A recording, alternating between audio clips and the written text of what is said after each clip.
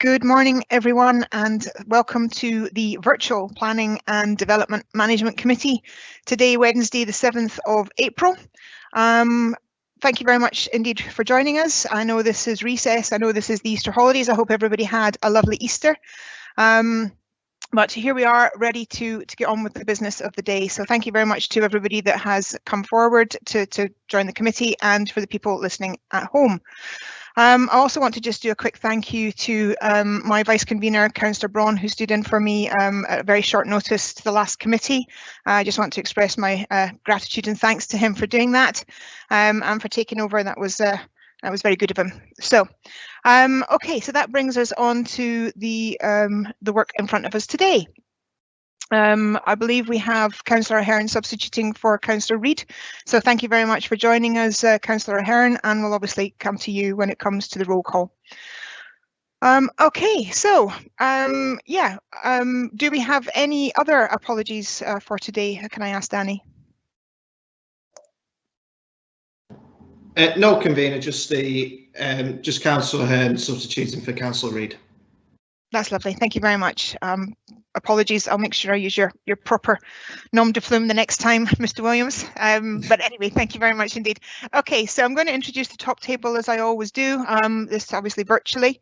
We have Mr. Christian Smith, the Development Management and Building Standards Service Manager.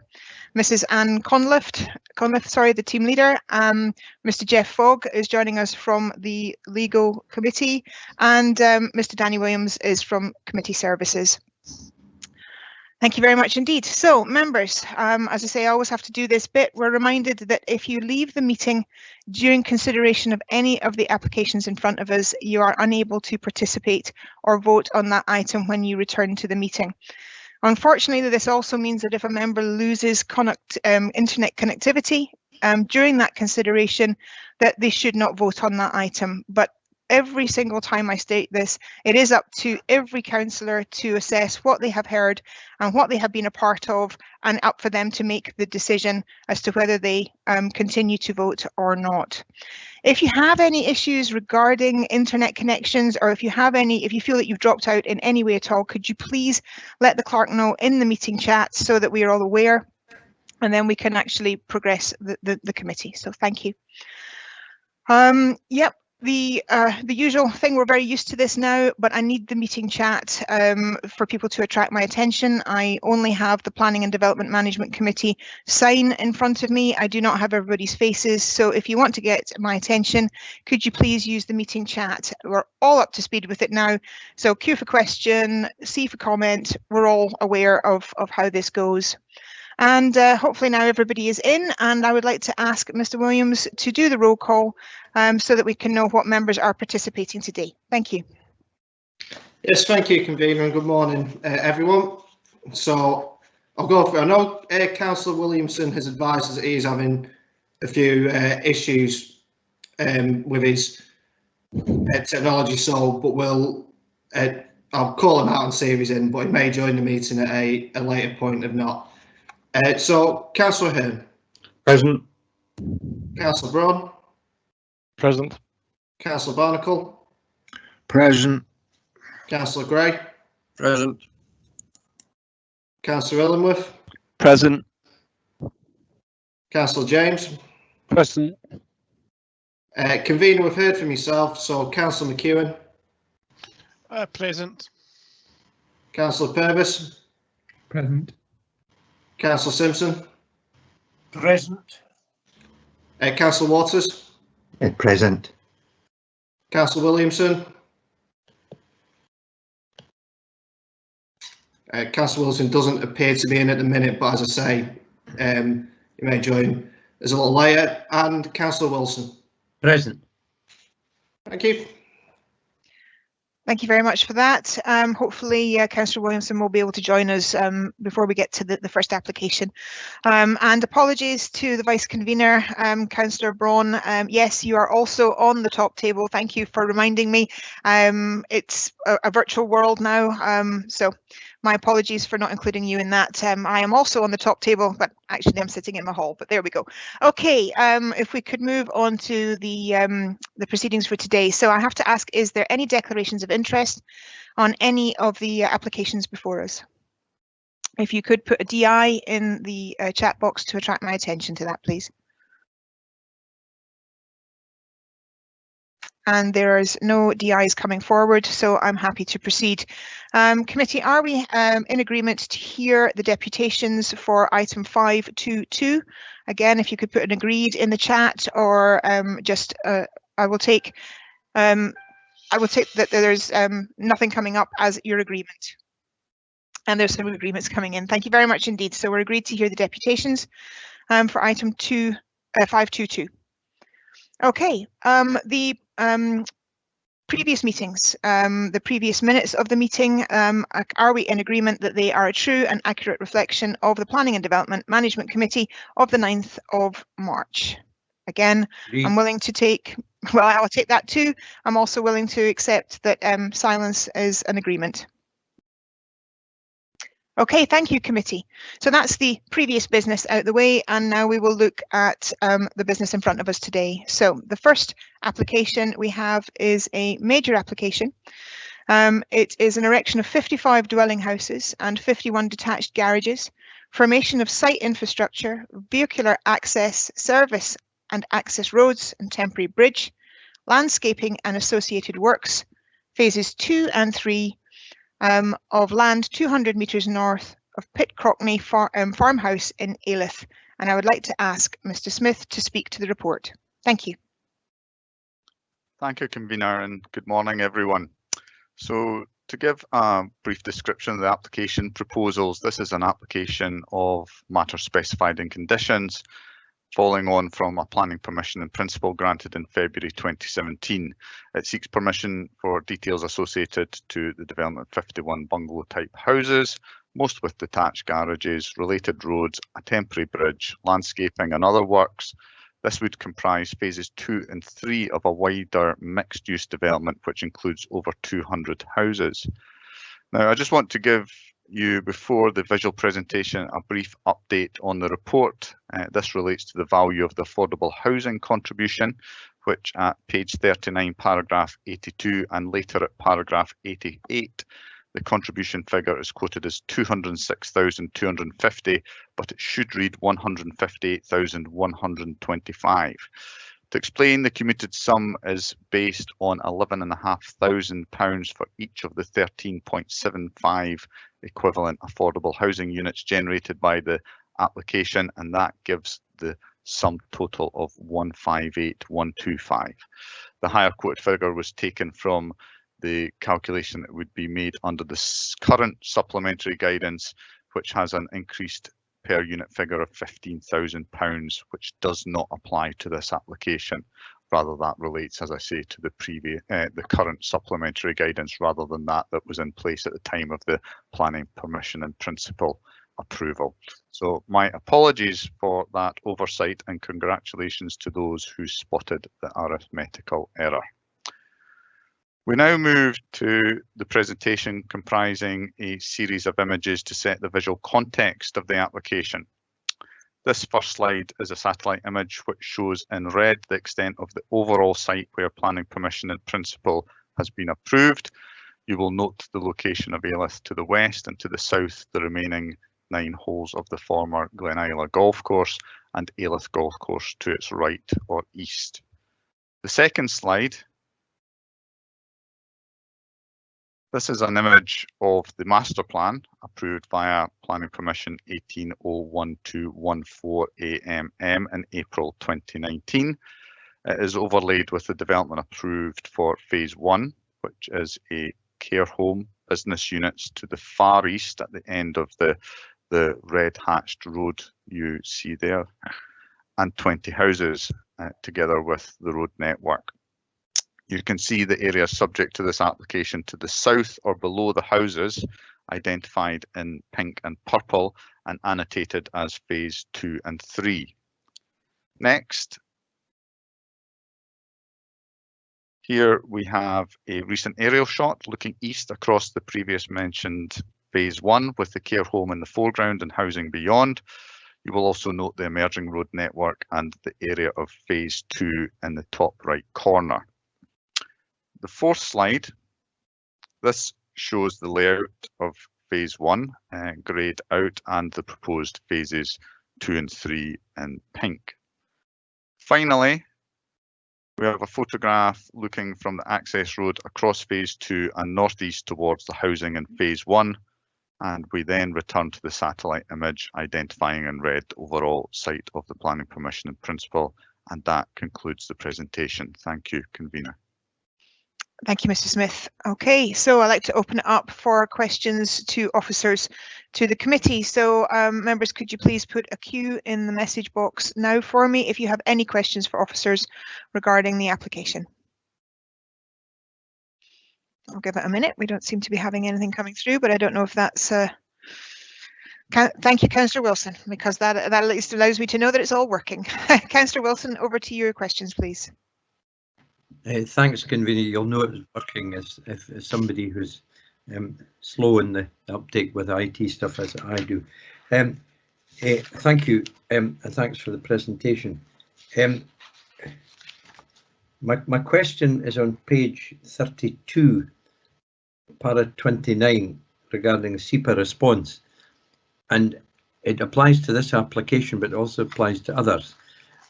SEPA found themselves in a difficult situation. I don't want to narrate that. I think we're familiar with their cyber attack and the consequences. But how are we as a council to evaluate comments that are not formally made? I understand there's been contact with SEPA officers, presumably on the phone or some other methodology.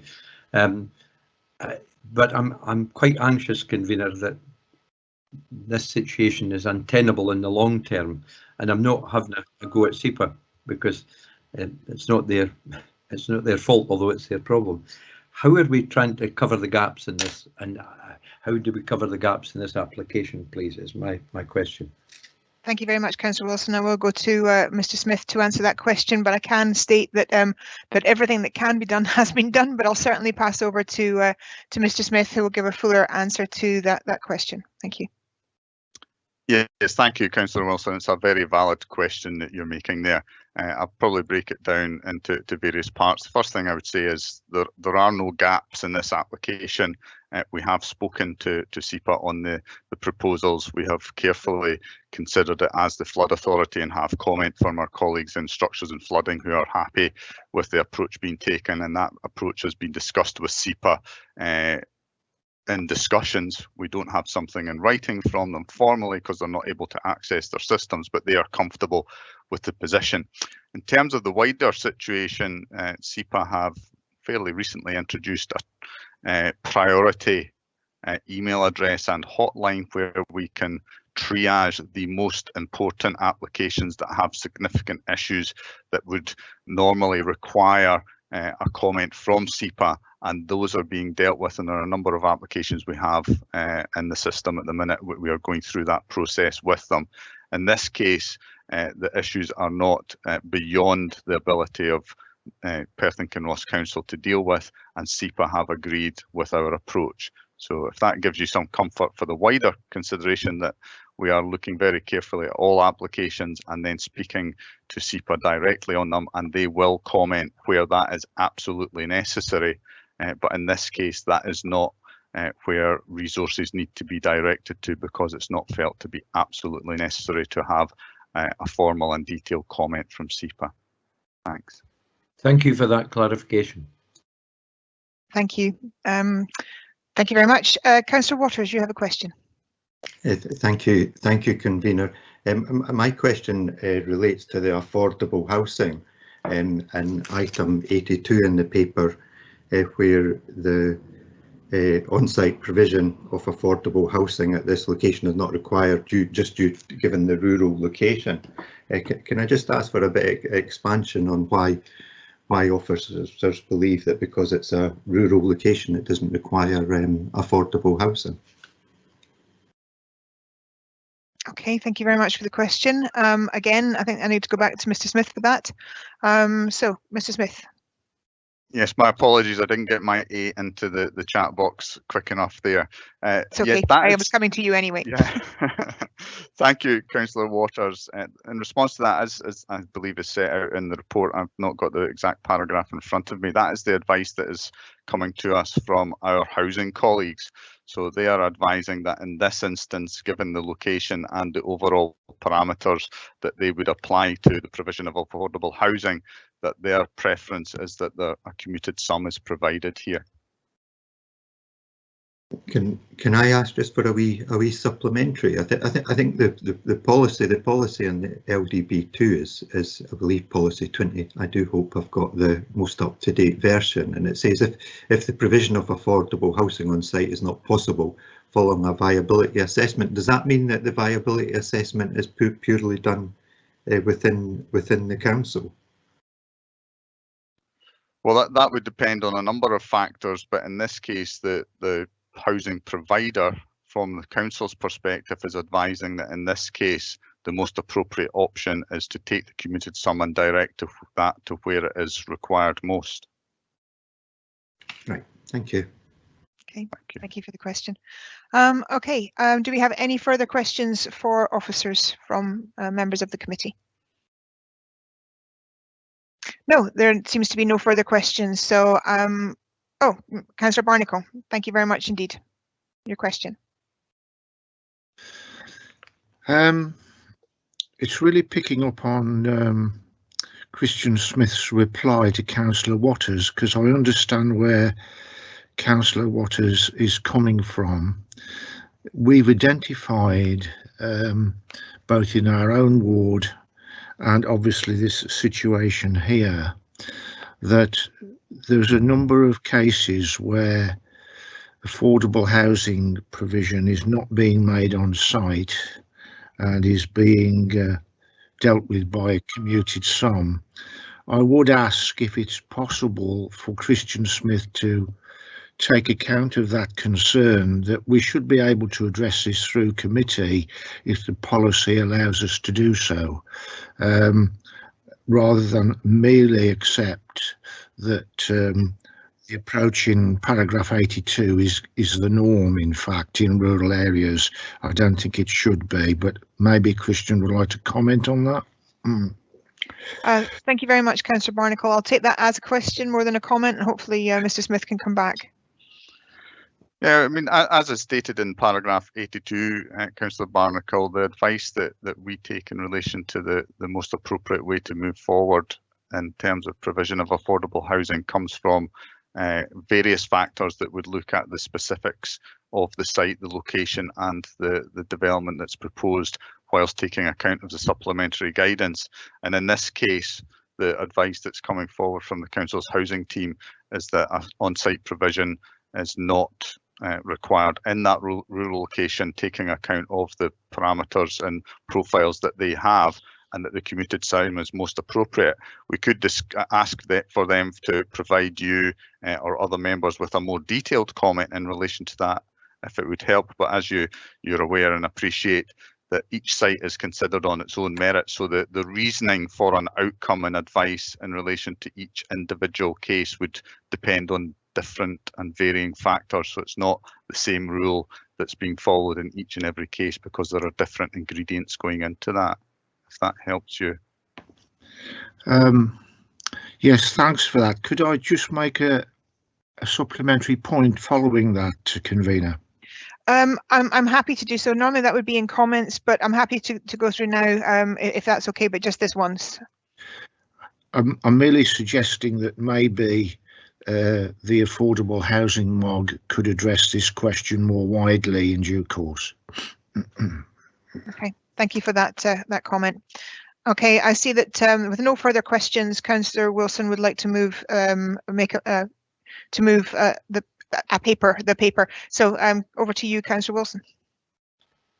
Thanks, Convener. Instead of the motion, I suppose I was going to move the paper, and in fact I am happy to do so.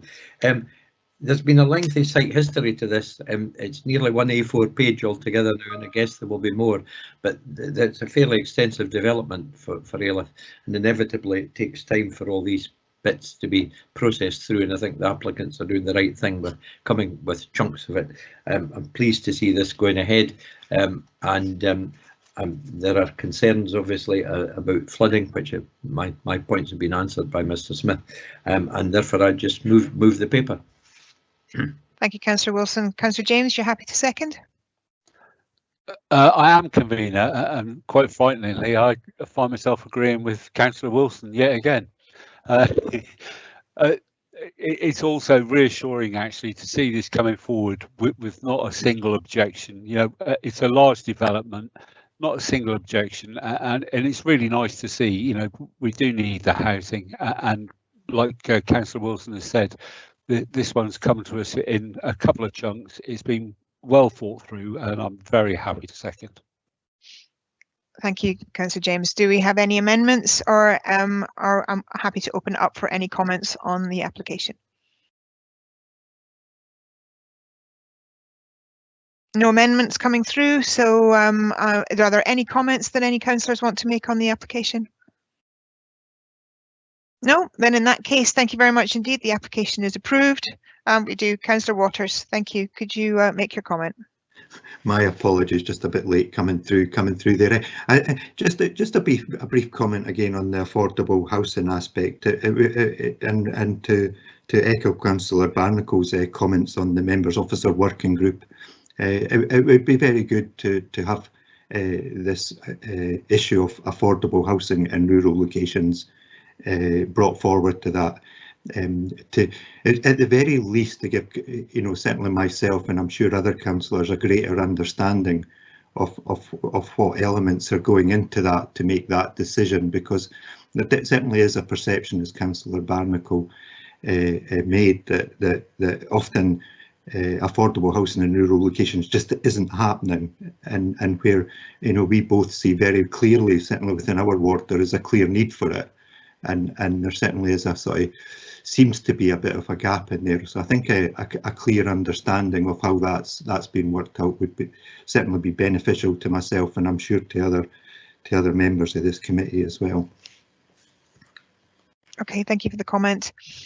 That's lovely. Thank you very much indeed. There don't seem to be any more comments coming forward, so as I say, I'm happy to proceed on to the next application, and that application has been approved. Thank you very much indeed. Okay, so that brings us on to the local application. This is a local application for the direction of a dwelling house at land east of Robin Hill in Kinnaird in Inchtour, and I would like to ask Mrs. Conliffe to speak to the report. Thank you. Thank you, convener, and good morning to everyone. The proposal involves the erection of a new dwelling house within the small settlement of Kinnaird. Planning permission was previously granted in 2015 by this committee, but work did not proceed and the permission subsequently lapsed. The proposal here is a resubmission for the same proposal, retaining the same design of dwelling house. This aerial shot shows the settlement of Kinnaird. It can be seen that it's a small, relatively tight community of buildings, primarily residential. This shows a site layout plan showing the scattering of residential properties in Kinnaird, and you can see that there are varying sizes of plots and indeed dwelling houses. The application site sits at the southern end of the settlement and is proposed between the applicant's property, Robin Hill, to the west, and Secret Garden, the cottage, to the east. This shows the proposed layout, the positioning of the dwelling house. The access is proposed from the existing access to Robin Hill, and with the proposed build area, there remains sufficient ground and amenity space for the proposed development. The plot and building proportions are similar to others in the area. As I stated earlier, the proposed house remains the same design as that was approved in 2015. As you'll see there, it's a contemporary design with finishing materials of natural stone with render to the walls and a grey roof proposed. This first photo is taken from the access in the centre of Kinnaird, and we're looking westwards towards the access to the site. To the left of the photo is Secret Garden, formerly known as Christmas Cottage, so you may see that on some of the plans. And the access to the site is between the timber fence and the beech hedge. This photo is looking in the same direction, which is westerly on the access track towards the site and towards the property of the applicant known as Robin Hill. The proposed site is to the left of the screen, including the area of the gas tank and the full lawn area. This is the final photo, and it looks in the opposite direction, easterly across the site towards Secret Garden. As was shown in the proposed site layout plan, the dwelling house is located in the north easterly quarter of the site towards the boundary of the wall and fence that you see in this photo. That concludes the slides, convener, and we're now back to the site layout plan. Thank you. Thank you very much for the presentation. Councillor Wilson is quick off the mark with his questions, so over to you, Councillor Wilson, please. Thank you. I had two questions, but Mrs. Concliffe has answered one of them in her presentation about the confusion between Christmas Cottage and Secret Garden. I'm fairly familiar with Kinnaird, but I'm more familiar now.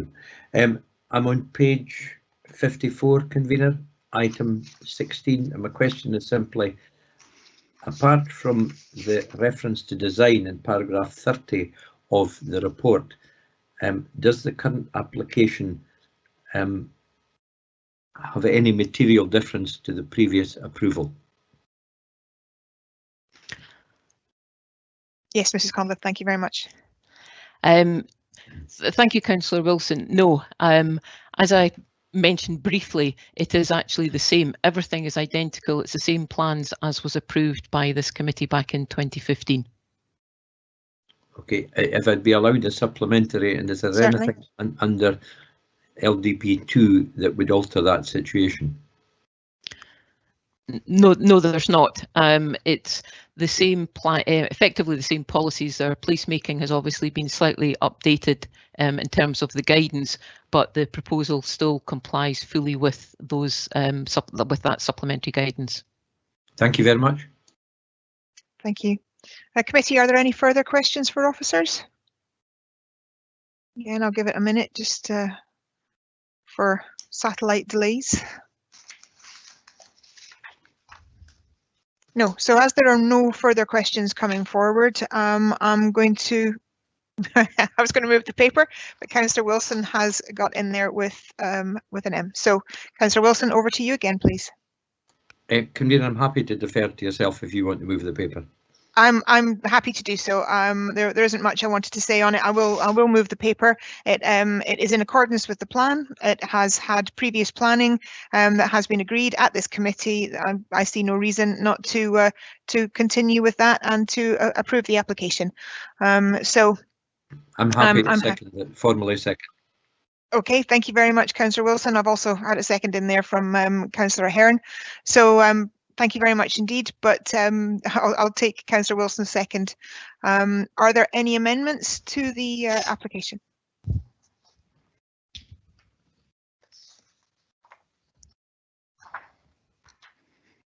So apologies for the delays, but I think it's important just to make sure that there is a time for anything to come through on the chat. But since there is no amendment, I'm opening up for anyone to make any comments on the application before we proceed.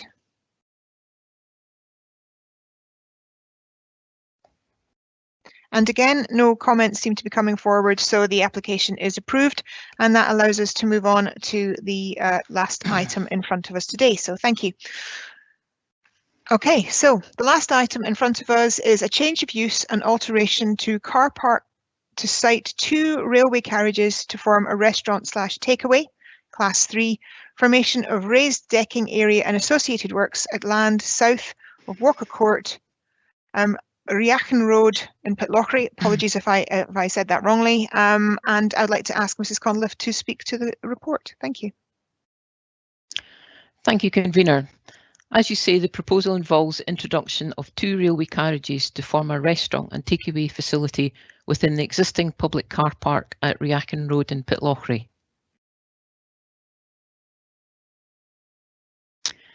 This aerial photo shows the settlement of Pitlochry, and you can see Athol Road, the main road through the town of Pitlochry, and the existing public car park. The red area shows the proposal coming in from the access and shows the proposed area for the carriages sitting adjacent to the railway line. This site plan shows the existing layout of the car park with a one-way access coming into the site from Riakin Road with exit to the east through the coach parking area and out onto Station Road. The red coloured area shows the proposed application site across 11 existing parking bays. No change is proposed to the existing circulation of cars. I just need to press the hash when it's... Okay. I'll just keep speaking and hope that members can hear me. Yes, please do. Thank you. No change is proposed to the existing circulation of cars in the car park, which will retain the two-way circulation immediately in front of the proposed development. This is a proposed site layout plan, and it shows the proposal is to install two railway carriages joined together side on to each other. The main access to the restaurant, including a lift to achieve the difference in level for accessible access, is provided at the eastern end of the carriages, which is at the right of the screen. At the western end, left of screen, there is a proposed external platform providing the access to the takeaway entrance. In total, there are 60 covers proposed, 44 in the main restaurant area, which is the railway carriage nearest the car park, with a further 16 covers in the second carriage, which also provides the takeaway facilities. This shows what is proposed with the two railway carriages being located side by side and an internal link between the two. The proposed northeast elevation is the elevation of the carriage which will front the car park with the main entrance to the left, including the accessible lift platform, and the takeaway entrance to the other end. The proposed southwest elevation is a rear elevation fronting the railway, and in this rear area there is a proposed cycle parking and an area for waste disposal. This first photo is taken from Riakin Road in a southerly direction, showing the existing access to the car park. The gate straight ahead is an access into Network Rail facilities, and the site is immediately to the west, which is to the right of that. You can just see the yellow marking showing two existing accessibility spaces. This is the proposed eastern boundary of the site, and in this eastern end, access to the restaurant is proposed. The carriages will then run from here side by side in an east-west direction. This second and final photo shows the full proposed area for the site. At the eastern end, you can see the gate into the Network Rail compound that we saw on the previous slide, and the two accessible spaces that I mentioned on the previous photo. The site then extends through 8 existing parking bays, including the 2 accessible bays. It then extends through the little landscaped island, accommodating the lighting column, and takes a further 3 parking bays. The full width of the site comes to the edge of the parking bays, and to the rear goes to the boundary fence with Network Rail, resulting in the removal of 6 trees that are currently located on the boundary. That concludes stills, and we're now back to the site layout plan. Thank you, Convener. Thank you very much indeed. We have agreed to hear deputations on this application. So the first deputation we have is Mrs. McCallum, the applicant, and Ms. Shepherd. I'm not quite sure who's speaking first or how this is going, but are you there? Yeah, I am there. Mrs. McCallum. Hello, Mrs. McCallum. Thank you very much indeed for attending. The way this works, because it's virtual, I'm going to pass you over to the vice convener, Councillor Braun. He has the timing and will do all that, and he'll go through how this works. And then once he's finished, it'll come back to myself. So over to Councillor Braun. Thank you, convener. I hope you can hear me, Mrs. McCallum. I can hear. Right. Is Ms. Shepherd on the line as well? Yes, I'm here. Fine. Okay. The way this works is that you have 5 minutes to do your deputation between you.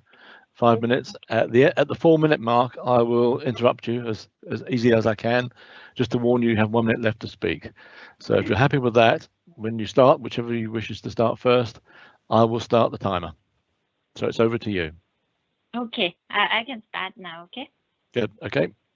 Okay. Dear Councillor and Council staff, my name is Isra, and with my husband Fergus and my daughter Mia, we own the Refusal, a limited company, and I am originally from Thailand, but we own now British.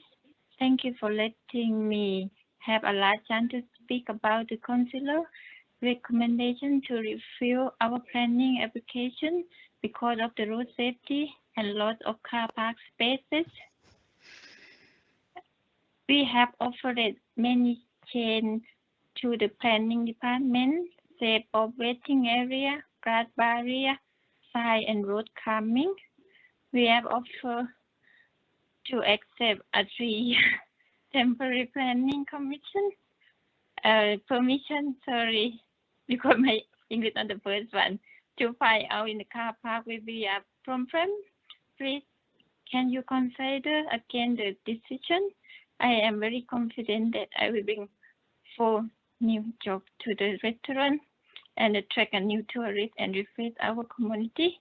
Thank you for your listening. Good morning, everyone. This is Jane Shepherd. This is a proposal providing a unique rail-related tourism and dining experience in Pitlochry.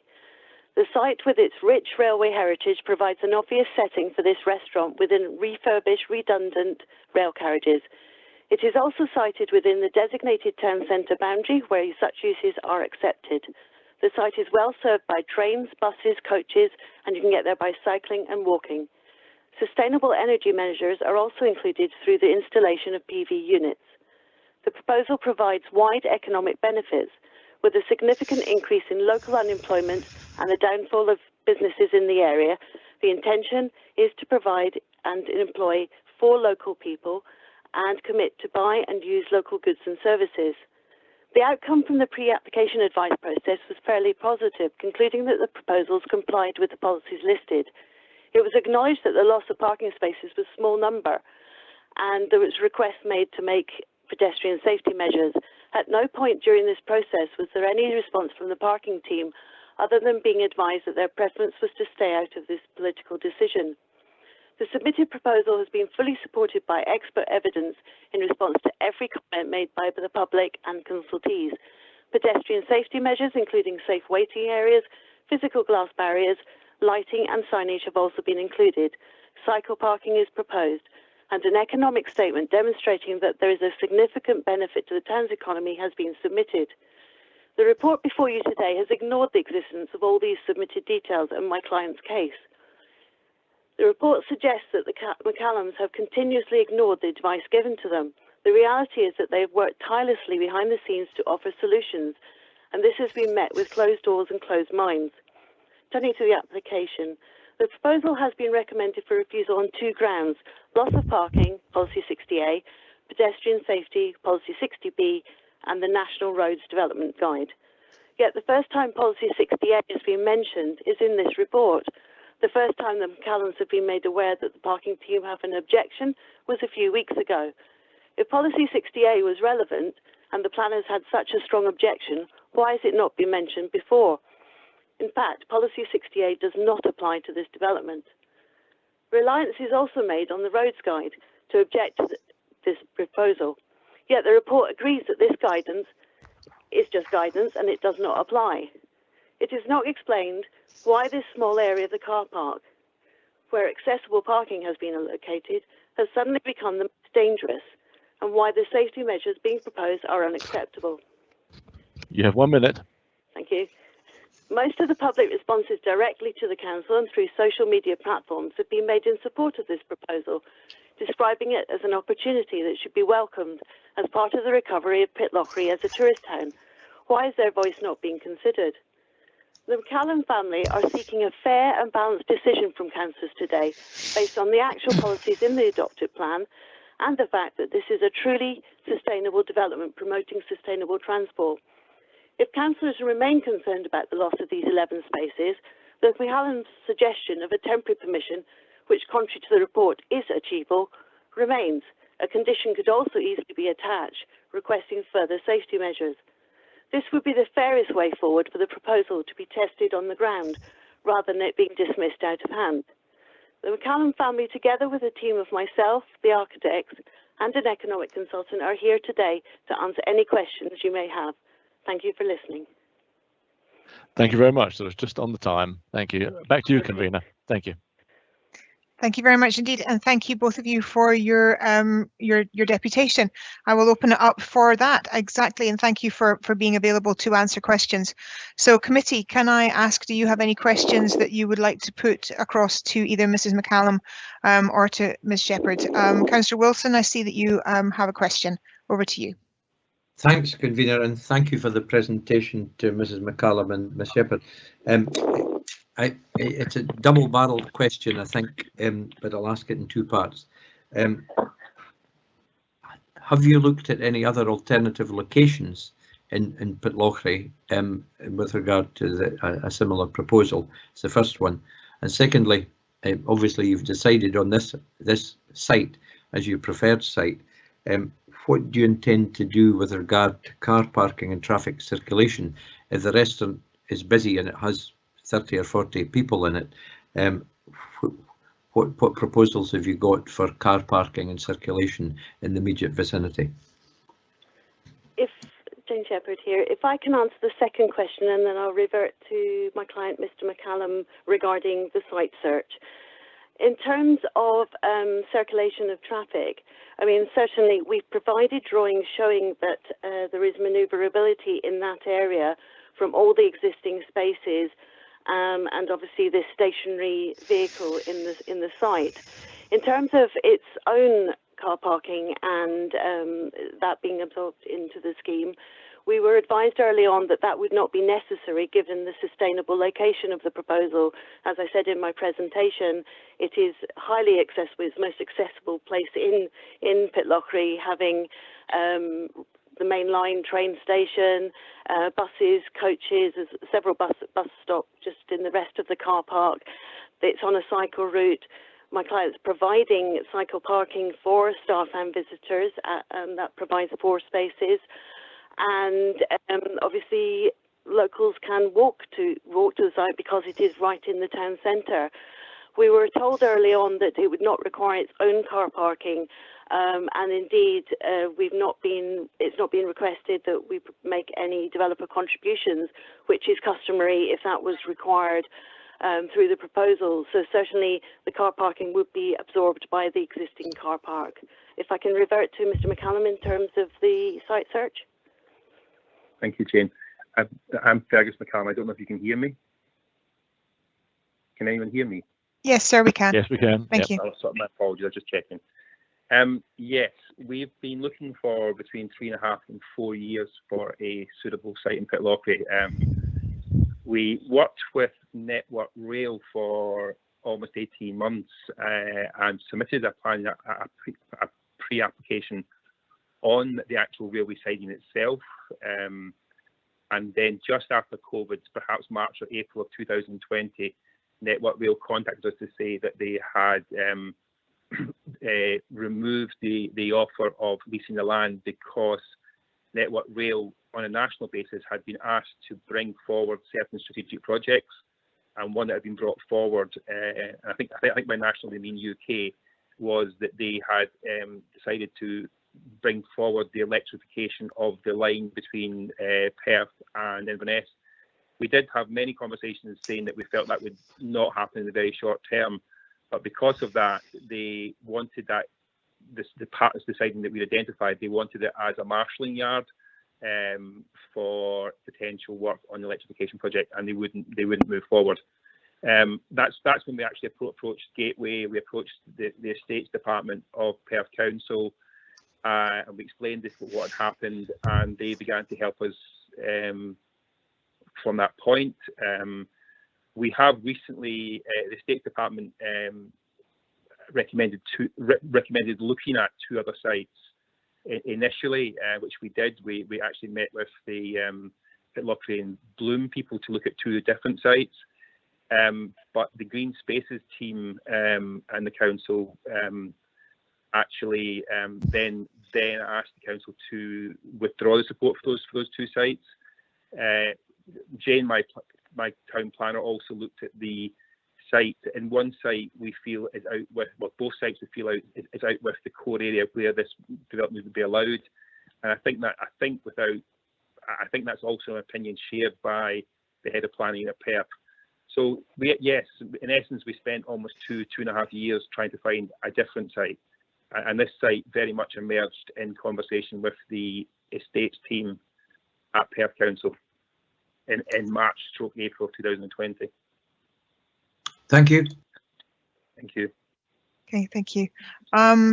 Again, I'm asking councillors for other additional questions. I have a question, and it kind of follows on from the answer that you've just given, with regarding to sustainable transportation and people being able to walk or take local buses or to come by bicycle and what have you. So can I just get an idea? Are you looking at this to be very much local residents that will be utilising the restaurant? Is that your plan, to go down the route of it being very much for the local economy? If I can perhaps start with the answer. It's intended, the marketing that Mr. McCallum has been undertaking is from a local basis in local magazines like the Pedestrian Magazine, Pitlochry Life. And additionally, obviously, this is train related, and as you're probably aware, there are vast amounts of train enthusiasts in Britain, and Mr. McCallum's promotion is through the Railway Magazine, those sort of publications, and the intention is through the Highland Main Line on the trains themselves to try and attract rail enthusiasts. So obviously the vast amount of those people will be arriving by train as part of that experience to visit Pitlochry and to visit this restaurant being railway related, and obviously indeed other ones that are in Scotland which are also accessible by train. So yes, it will be a combination of hopefully rail enthusiasts travelling by sustainable transport and by locals that hopefully can walk or use the local public transport as well. I don't know if Mr. McCallum wants to add to that. I'm happy with that answer. Okay. That answers the question. Sorry, thank you. Councillor Purvis, you have a question. Thank you, convener. 2 questions, if I may. I'll ask them separately, if that's okay. Certainly, yep, that's fine. Thank you. Thank you. The first one was on the road safety issues that have been raised, and you mentioned in your deputation that you had offered to the planning department some solutions to these identified problems. I'm just wondering whether you wanted to elucidate on that point. If I can come to that. Right, essentially the proposals will include pedestrian safety waiting areas. So as you come into the takeaway section area, there is a waiting area that will be bollarded and roped, so people, when they're waiting, will be standing off the road. And there's a platform area which will be, just as an aside, done up with Victorian theme. So all that area is off the car park while people are waiting. The other entrance, obviously people will book tables mostly, and they're accessible. There's a recessed step, and then you go in and up. That's in terms of safety waiting areas. Additionally, obviously, in approaching the restaurant, people have kind of 3 options of getting to the train. They can either come down the walkway, which is slightly further along Riacan Road. There's a walkway directly to the entrance. There is also the arched access that comes through the car park, which people obviously are using at the moment to get access into the car park. Obviously, there's the main entrance. At all points, you can be on a raised area waiting to stop to cross the road. Obviously, emerging from the restaurant, you can wait in those safe waiting areas in the recess step coming out the restaurant, or in the waiting area where the takeaway section is. In addition to that, there are physical glass barriers to both those entrances, exits. Glass, obviously, so it keeps the visibility, and a barrier so that you have a safe space and you can wait in that before crossing into the road. In addition to that, there will be lighting. There is undercarriage lighting along the rails, along the full length of the train, which obviously will illuminate the areas so there will be no dark spots. and there is intended to be a light column. Now, obviously, there could be two light columns, as it's been suggested in the report that the existing light column needs to be replaced. So that will be there in addition to the one being provided on the platform. Finally, there will be signage at both the entrances and exits to obviously advise customers about road safety. Sorry, there is one final thing. Obviously, councillors will be aware that the site is on as you're emerging into the car park, turning right into it or turning left out of it. It's obviously a corner. It is a car park, and people using that car park will be, those that are familiar with the car park will be aware there's a bend, and even people using the car park obviously are milling about, crossing, going across to their car, opening their boot, etc. And obviously with the accessible bays, people are emerging from their, potentially reversing out of the back of those into exactly the same area, and people have to drive, for the conditions of the car park. Those that are not familiar, when they approach a corner, will slow down when they're turning into that. So we think that we've put in place as many safety measures that are possible, but obviously I did conclude, unfortunately, we haven't had any response back as to why those safety measures aren't acceptable, or indeed what other safety measures could be put in place. And my client's more than happy to have a condition put on saying, obviously having had that explanation, for more safety measures to be put in place. I'm sure there are other ones that are available. Okay, your second question, Councillor Purvis. Thank you for that answer. Thank you, Convener. The second question is on the parking, as we've discussed and as you've alluded to, in the loss of the 11 car parking bays, and it's also referenced in the report the fact that there's previously been a decision to invest in the expansion of car parking facilities in Pitlochry. I'm just wondering whether there have been any discussions with the planning department about the possibility of you making a developer contribution in relation to that project to offset some of the parking, and if not, whether that's something that you had considered or would be willing to consider. If I can answer the first part of that question and then refer to my client, Mr. McCallum, on that. Sure. Okay. Is that okay? I alluded in my presentation regarding the policy 60A, which is being relied upon here. On reading policy 60A, as I say, it has come as a surprise to the McCallum team because it's not been mentioned in any of the pre-app or during the course of the application. However, if you look at policy 60A, which is entitled Existing Infrastructure, it starts off by saying the plan identifies existing transport infrastructure. If you turn to page 297, the Pitlochry plan, there are no identified transport infrastructure. Now, having obviously just double checking that would be where you would find any identification of any transport infrastructure. If you look at the Perth Town Centre equivalent of that plan, there is quite clearly in the key areas that are identified as infrastructure. So the first point is it would question whether that policy does apply. But the policy does go on to say encouragement should be given to its retention. It does not say that all proposals will be refused if that infrastructure is lost. So that does give a door open to applicants to negotiate and to consider whether there are alternatives, such as obviously the question is raising. So I can say from the planning point of view that discussion has not taken place. It's never been suggested or offered. But if I can refer to my client, Mr. McCallum, regarding that. Thank you very much, Jane. Initially, in the first few months of this proposal, we had a very strong relationship with the parking team. They actually came on site with us and made some suggestions, and there was a very, very brief pre-app, which only lasted a few days, which was withdrawn at the request of the parking team. So we have worked very close with them. I'm very happy to make a contribution towards other parking places. I live in Pitlochry. I would be very happy to do that. We've also made an offer to fund the installation of traffic calming measures. I would call them sleeping policemen, but it's probably my generation. And my understanding of our offer, which we made repeatedly, is for including temporary planning permission so that if people are worried about the potential impact on parking, that can be evaluated, and if it truly is a problem, the situation can be reversed, because it's a very unusual structure in the sense that it is a mobile object, or was, and it can be removed. So the answer is yes, we'd be very, very happy to look at anything that parking wanted whatsoever, because we want to be as safe as possible, and we're more than happy to look at very, very happy to look at making a contribution towards other parking spaces. Okay, I hope that answers the question. Okay, thank you very much. Councillor Williamson, you have a question.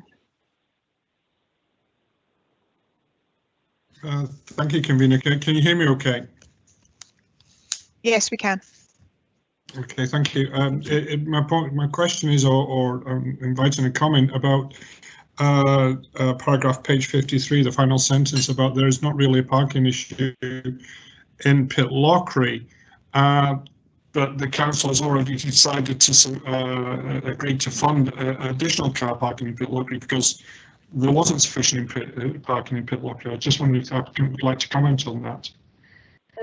I can comment on that. I mean, certainly, as part of my research before the pre-application, I served an FOI on the council, purely for research purposes, to find out, had there been any parking reviews, was there a problem of parking, so that we could obviously fully address that in the pre-application, which would lead to the planning application. And the response from that was that there was absolutely no data held within the council. There was no reviews undertaken. So certainly the response that we got was that there hadn't been any evidence or any discussions in terms of any parking issues. Hence, obviously, from my reports being quoted in the planning report, that it is a perception. So based on obviously the information we've received from Perth Council, we feel that until such research is undertaken, it can only be a perception either way. I mean, obviously we don't have the evidence either. And the reason why we don't have the evidence, and obviously at the moment Perth can't provide that evidence either, is obviously due to COVID, that those surveys cannot be undertaken. They could be undertaken, but certainly they would not stand up to any scrutiny, because obviously we're in difficult times. The car parks are not being used, traffic's as much, and traffic's not as it was. So certainly that's why we're in this position whereby obviously there's no evidence to back up that there is a parking issue, in accordance with obviously the information we got from Perth and Kinross at the time. And again, hence why, as Mr. McCallum has said, that we're more than happy for a temporary permission to test it while that research is undertaken, while we can actually hone down on, is there a parking problem? But that said, we are only talking a handful of spaces. We're, well, 11 spaces, which is only 14% of that existing car park, and obviously a much more smaller percentage of the car parking that's actually provided in Pitlochry as a whole, and that's private car parks, public car parks, on-street parking.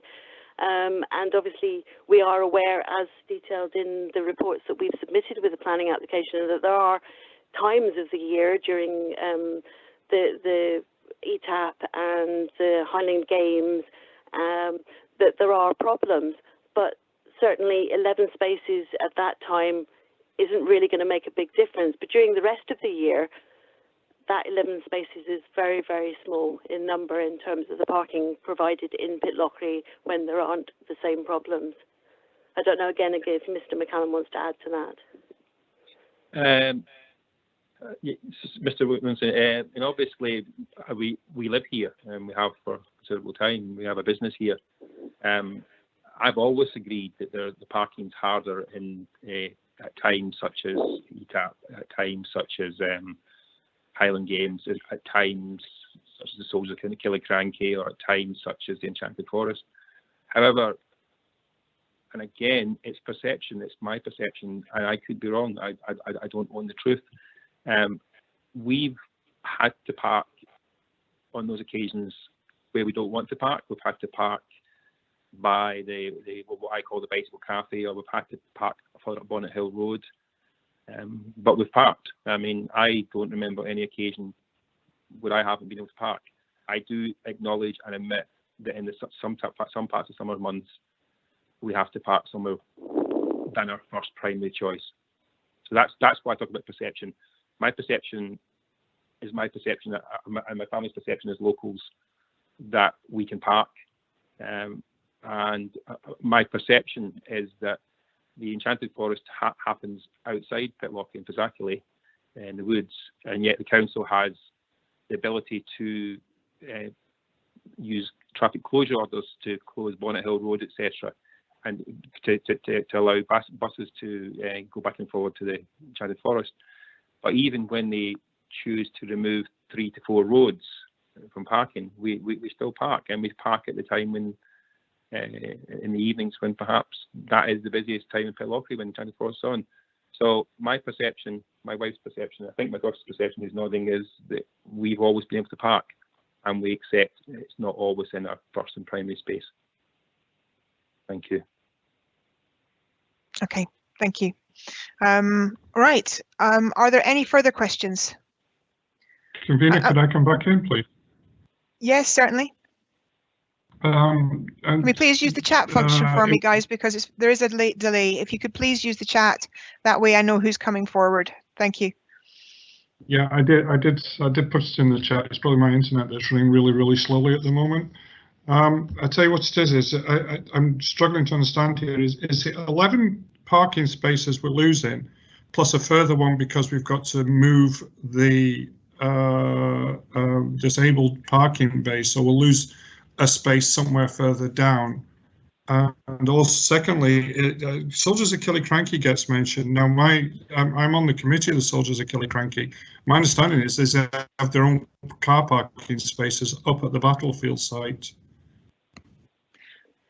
Sorry, Councillor Williamson, is that a question on for our officers regarding the number of spaces that are being done, or for the applicant? It was for the applicant. Okay, sorry. Yeah, please. Thank you. Sorry. If I can take that, Jane, because Jane, can I take that because the question? You know, I'm the person who makes Soldiers of Killiecrankie. So hello, Councillor. I simply meant that when they march through the town, and I realise that's a small part of the procession, there is closure of Apple Road, because clearly they are actually marching through it. That's all I meant by that. I wasn't making a particularly big issue. I was simply saying that that's an event, and it results in the loss of parking on Bonnet Hill Road itself. Sorry, I can answer in terms of the number of spaces lost. Yes, there's 9 spaces. The carriages take up 9 spaces plus 2 accessible spaces, and there's always been the commitment to provide the 2 accessible spaces elsewhere in the car park. Through the pre-application procedure, it was shown where potentially those 2 spaces could go.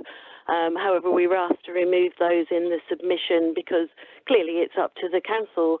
It's their car park. In terms of redesigning it to fit those in, it's not for the applicant to make a decision on that.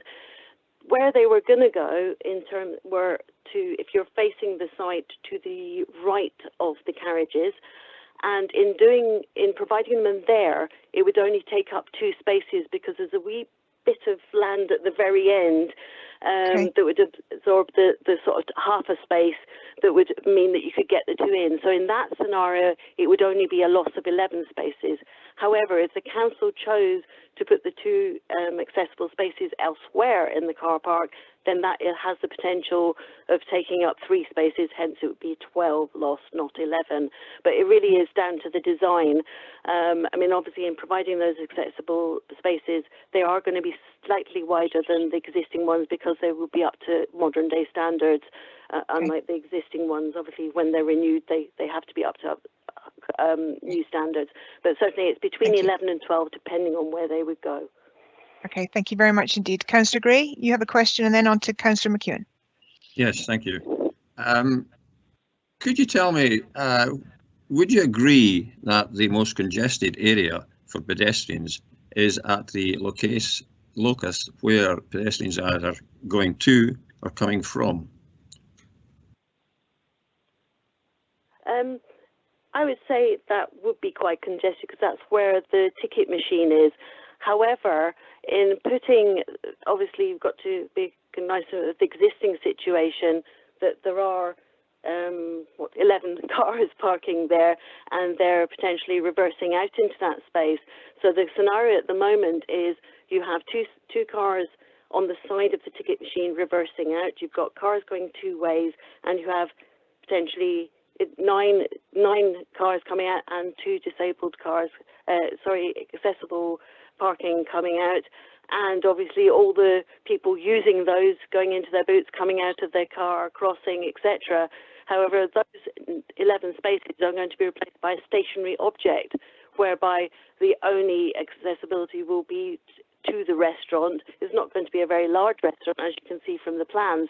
So it's our view that actually the moving of pedestrians will be much less than the existing situation. If I may, as a local, just build on that. I agree that part of the Reaction parking surface is busy. The part where the coaches are, the part where the public buses go.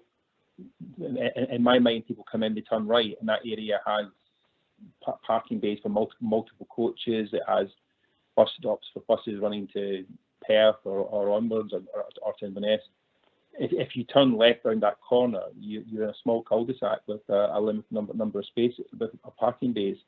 It's not a through road in the same sense. So I think that when you use the word, it might be my misunderstanding the word, it's not a word I've ever used before, locus, that I think the locus of the busiest part is to the right in the coaching area, and that the parking bay to the left is a far quieter area, I believe. Again, it's my perception. Perceptions can be wrong, but that's my perception as a local. Well, okay, thank you. Okay, thank you, Councillor Gray. Thank you. And I think the final question is coming from Councillor McEwen. Thank you, Convener. During your submission, you mentioned being able to attract new visitors to the area through what you termed as rail enthusiasts, who would use the rail network itself to actually get to Pitlochry and use your restaurant facility. Could you expand a bit more on that and the sort of numbers you'd expect and how you think this would benefit Pitlochry? Jane, can I take that, because yes, it's my passion, if you don't mind. Thank you, Councillor. My background is I'm actually a marketeer. In a very different industry. I work in pharmaceuticals. I'm also a train enthusiast myself. The absolute core of what I've wanted to do all along is bring people who travel by train. And so although the project, if it completes and if it's allowed to go forward, will be very much run by my wife and daughter, all the thought around marketing comes from myself. In essence, a percentage of our marketing will be done locally in Pitlochry Life, Atholl Quair, on the local radio station. So that will be for local people and tourists who are already here. However, a significant part of most of our advertising budget will be spent in railway magazines. The intended marketing message is if you're in Scotland on a holiday, which many people are, and you have an interest in trains, which many people do, especially bearing in mind that you've got the Heritage Railway at Speyside. If you are here, come and see the Mark III coaches, see the restoration work. So that's a very core part of the advertising. The second part of the core advertising, I mean, in terms of enthusiasts, you've got the true enthusiast, and then you've got people with interest like myself, and then you have a larger group of people who my market research say have an interest in trains. And a large, and perhaps the largest part of our advertising will be with ScotRail. We've done research around the Britrail Pass, around the ScotRail products, the ScotRail. I can't remember the name; it's slipping my mind. Doesn't stress. They have effectively a Rover ticket, and then you have the Eurorail Pass. We're going to advertise on the train and on the pass issuing companies. And the messaging on the trains, we're working with ScotRail identifying that they have advertising boardings or advertising spaces on the. And the message is very, very much about there are a large number of trains every day that go up and down to Inverness or go from Inverness to the Central Belt. For people who are on flexible tickets or who have a rail pass, who are travelling in a leisurely way in the sense that they don't have to be at a fixed point by a fixed time. Advertising is very much about, here's a discount code on the sign, please get off, come to our restaurant, see our attraction, afterwards browse around the town, and realistically speaking, you can then take the next train or the train after that. So a large part of our promotion, because of my passion for trains, is to bring enthusiasts who are holidaying in Scotland to Pitlochry as part of their day trip or part of their journey, and also to try and encourage people who are without fixed plans, in the sense that they have flexibility. I'm avoiding saying backpackers because it's more than that. The people who have flexibility, I'm trying to encourage them to come into the town to eat with us and then browse with our neighbours and friends' businesses. So that's the core of the strategy. I'm actually not sure with the technology part whether my economist is actually present. I don't know whether it's partly to expand on that in terms of the economic development statement. But that's what we hope to do. I understand, and thank you very much indeed. I'm sorry, I misunderstood Councillor McEwen's question. I thought it was more along the lines of quantity, as in number of people, what kind of numbers were coming in, rather than the overall plan. But I may have picked up your question wrong, Councillor McEwen. No, I think you do actually highlight part of what my question was not just to highlight what Mr. McCallum has said, but to give us an idea of what sort of numbers and expansion in the tourist take for Pitlochry would be, if he knows that. I do. My apologies. Would be Mark Coomer would be able to answer that. Hello. Yes, I'm here. Can you hear me? Yes, we can. Mr. Coomer, thank you very much. Could you answer the question, please? Yes, sure. We've been brought in to look at the net economic benefit, which is a material consideration in Scottish planning policy terms as to what additional benefit this proposal will bring to the local area. I think the context of this is under COVID, the pandemic and the impact that's had on the local economic base, which was wholly and almost not wholly, but largely reliant on tourism. What we've looked at in our appraisal is that obviously unemployment has jumped up sharply across Scotland, and notably in rural areas which are largely dependent on tourism. I think we picked up that unemployment's jumped up by 124% locally, but that's been very much amongst young people, which has jumped up to 150%, and Highland Perthshire has got a high level of unemployment at present. So that was the context, and obviously the policy sections we've completed as well show that there's a strong support for tourism proposals, and they should be welcomed and encouraged. That being said, we have to understand what net economic benefit means. We have to understand about what may ultimately be generated and what is additional. What we're picking up through our review of the business plan and the local economy, that we think that in the region of 30,000 paying visitors will come to the new proposal. And of this, our assessment has looked at 30% of these people will come from outside the area. And if 50% of that 30% were to visit the local area, that's about an additional 4,500 people coming into Pitlochry, yes, to have a meal, to visit the carriages, the refurbished carriages. They will, we see in our experience from other attractions such as this, being unique and new and not competing directly with anything similar. These people will then spend on-site and off-site. And our assessment has shown that in addition to the 5.5 direct staff post at the proposal, an additional 2 to 3 jobs will be created off-site, but importantly the expenditure of Mr. McCallum and his family will generate jobs through their supply chain. So what we're saying is that these are notable job posts on-site and off-site in the context of an area which has been struggling, as of many areas, of high and increasing unemployment, very specifically amongst people within the tourism sector and young people. So our paper, I'm not sure if it's on the planning portal, can provide more detail on that, but our professional view is that this level of employment in the region of 12.5 new jobs through 30,000 new paying visitors to an attraction is notable and should be considered by the planning committee. Okay, thank you. Councillor McEwen, does that answer your question? Yes, it does. Thank you very much, Convener. Thank you. Sorry, so I'm going to just do a quick follow-up on that. So we've heard through the various parts of the deputation that most of the people coming will be coming in sustainable transport. A lot of them will be coming on the rail network itself, and that there will be an additional benefit, as we've just heard, of 4,500 people coming in reference to extra, rather than just the local people, but there'll be 4,500 people coming in. So I guess my question sort of following on from that is, are we expecting the 4,500 people to come in a sustainable way? Are we expecting them to come in through the rail network? And how often does the train stop in Pitlochry? How is that side of it being taken into consideration?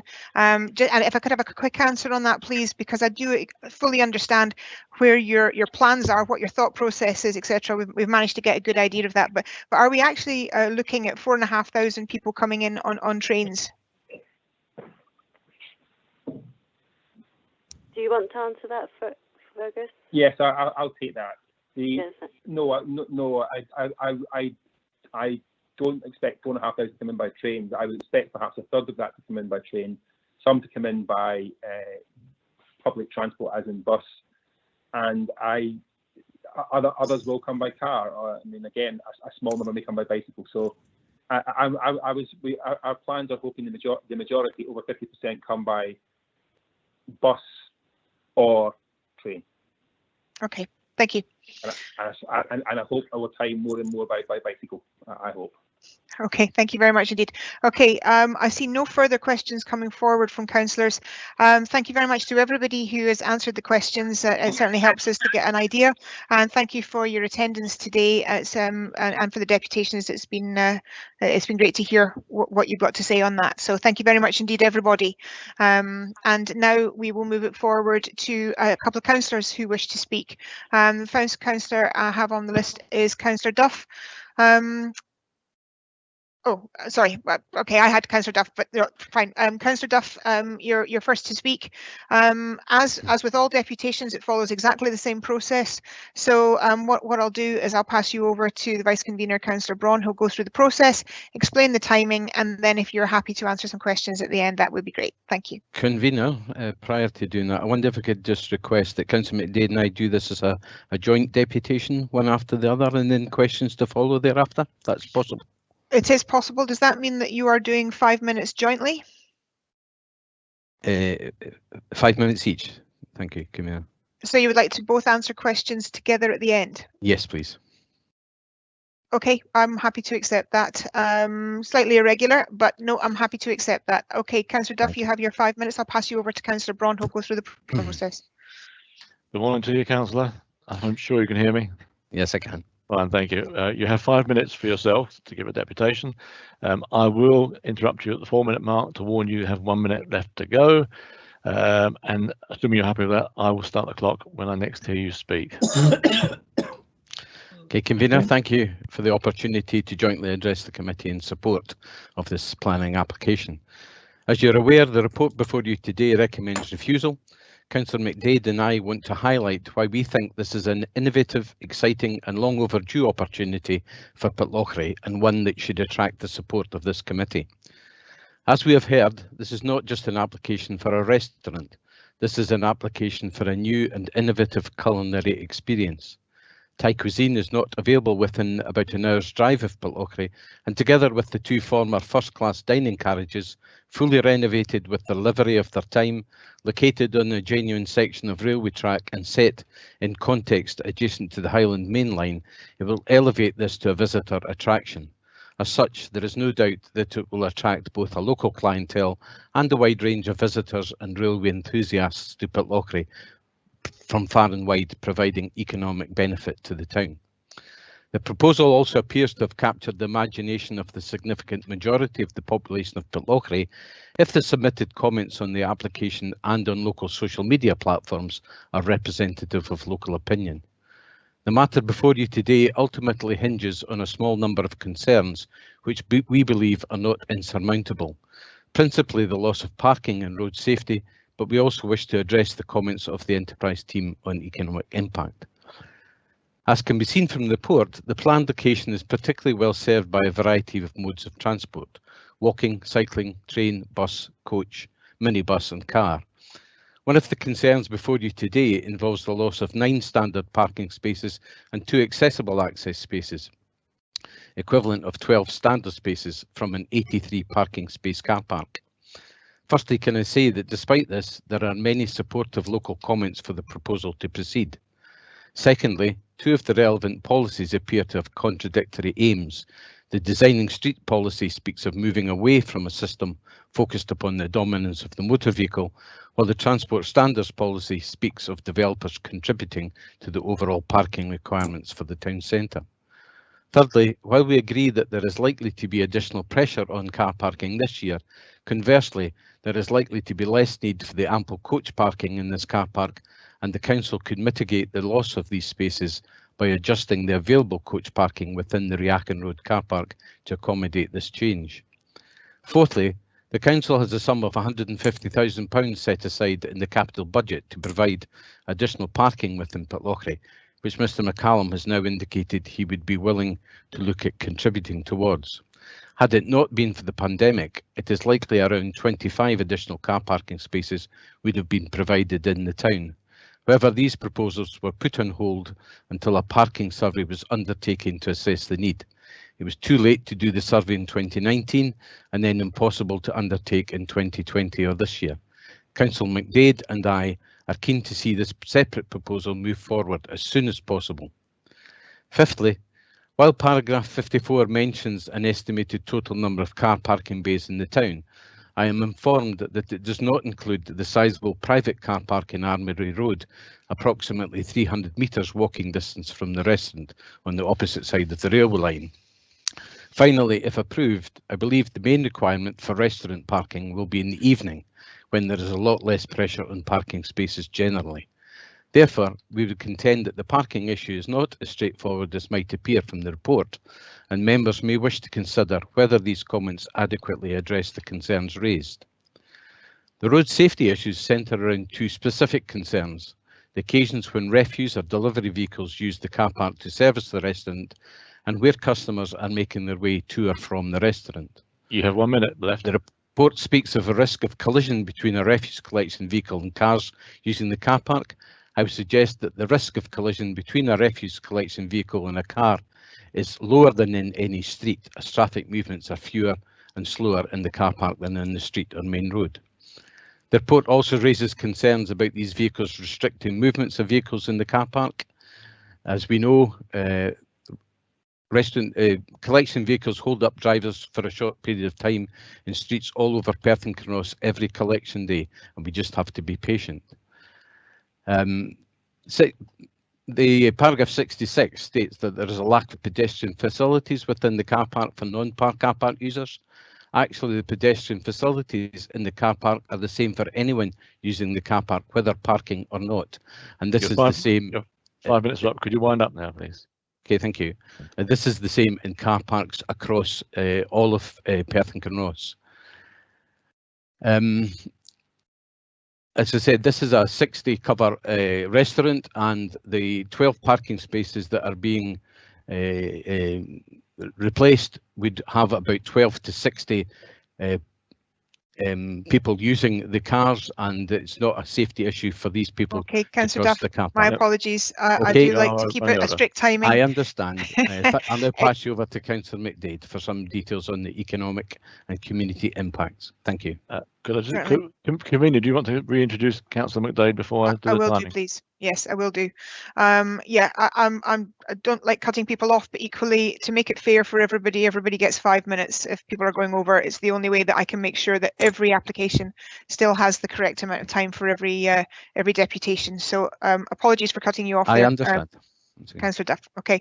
Councillor McEwen, you, sorry, Councillor McDade, my apologies. Councillor McEwen's just popped up on my screen. But anyway, Councillor McDade, welcome to the committee. It will be the same process as we had for Councillor Duff. I will pass you over to my vice convener, Councillor Bob Braun, who will go through the process. And he'll explain it to you, and then we'll come back for some questions. Thank you. Thank you, convener. Councillor McDade, you can hear me obviously. I will start the clock when I hear you speak.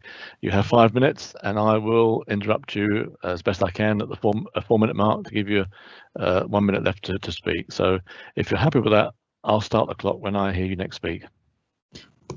Thank you, convener and members of the committee, for allowing me to address the committee today. Councillor Duff's already set out the situation regarding car parking and road safety, and I would now like to address the economic benefits of this proposal and that it could bring to the town, and note that Pitlochry is an open and welcoming place that embraces sympathetic and constructive economic development. Members of the committee will have read the statements detailed in the report regarding the business development team's response on the economic impact of these proposals. The team acknowledges that the proposal will create additional jobs before directly, and we've heard about other ones indirectly. This may not be a large number in terms of the wider Perth and Kinross economy, but in terms of Highland Perthshire, which has seen one of the most significant increases in employment in the council area during the pandemic, every new job counts towards the recovery of our town. The business development team's response, they've also, in our conversations with them, they've also confirmed that there would be additional day visitors to Pitlochry as a result of this proposal, and the national press interest in this innovative proposal has demonstrated that it isn't just a run-of-the-mill application, and that it has the potential to draw in train enthusiasts and others from further afield. The original business development response noted that initially there would be suitable vacant properties in Pitlochry that could be used as an alternative venue for the restaurant. They have subsequently agreed that this is no longer the case, and they've also expressed that they have 100% support for the proposal if it is approved by the committee today. The response also argued that Pitlochry has an abundance of eateries and that an additional one will likely only displace custom.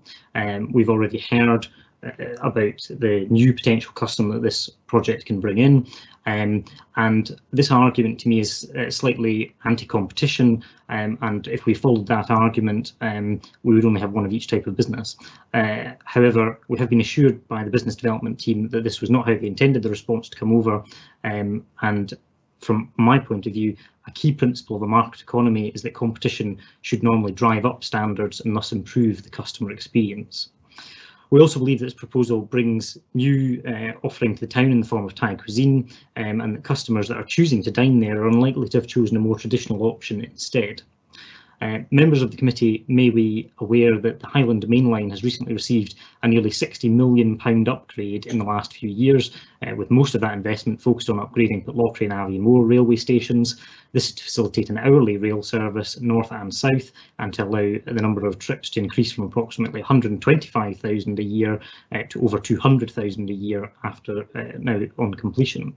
The top destinations from Pitlochry is actually Edinburgh, and that's followed by Perth, Glasgow and London is also in the top 5 destinations. This shows that Pitlochry is a much larger reach than the immediate area, and has the ability to bring in a lot through railway tourism. Our support for this proposal overall does not mean that we're not sympathetic to the concerns raised by some local residents who are understandably concerned about their local community. However, in most cases, these properties are closer to other eateries than they are to this one, and we believe that this is exactly the purpose of conditions. The planning system gives this committee, as the planning authority, the ability to impose conditions to protect the amenity of others in the area through operating hours restrictions on servicing, noise and access. Different processes are in place to determine different aspects of this proposal. This committee will determine whether it feels the proposals are compatible with planning policy, and others will look at whether the council as landlord wishes to grant a lease for the ground, and whether to grant in the future any alcohol licence. Through the various processes of planning, lease negotiations and licensing, the council has the ability to condition nearly every aspect of this project, as well as the power to enforce these conditions to ensure the amenity of the local area. We are before you today because of the significant level of interest this proposal has generated locally. The majority of the comments submitted officially to the council were in support of the application, as were the majority that we saw in the hundreds of comments on social media. You have It's 1 our minute. view that compromise, thank you. It's our view that a compromise position can be reached here, and we would urge members to consider granting a temporary permission for a period of 3 years and apply to that permission all the conditions it feels necessary to best mitigate the concerns of those who have expressed concerns around the development. A temporary permission gives the opportunity to review any real-world impacts by the development on the area. It will also allow Pitlochry to assist Pitlochry in its recovery from COVID-19, and it will allow the area to continue to support a bounce back from that effect. Just finally, I want to note there are 4 reasons put down for refusal: 2 on parking and 2 on road safety. Councillor Duff has addressed those in his deputation, and I just want to draw your attention to paragraph 75 of the report, which states, "It is therefore Could you start to wind considered." up, please? Sorry. Thank you very much. It is therefore considered that whilst the proposal will create a number of jobs, it is unlikely to offer any significant economic benefits that outweigh the loss of the parking bays. I do not believe that 12 parking bays should be prioritised over giving 4 people and others jobs, and that and the support that would bring to their families and contribute to the economy and society. And I believe that we as a council should be doing everything we possibly can to support economic growth post-pandemic. Thank you very much. Thank you, Councillor. Back to you, convener now. Yes, thank you. Again, sorry for coming in, but I am a stickler for trying to keep to time. Okay, thank you very much. Now, with both of the councillors wanting to do their 5 minutes deputations together, in effect, this then opens it up to questions. Now, normally what would happen is there would be questions for specific councillors to get their specific points.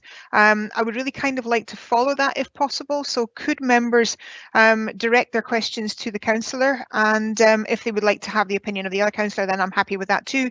But I would like to make sure that this goes properly rather than us having bouncing back of answers. So if councillors could be asking questions of specific councillors, especially as both councillors worked on very specific points, that would certainly be helpful, because that's normally how it would follow. So having said that, the first question is from Councillor Simpson. Councillor Simpson, who would you like to ask your question to?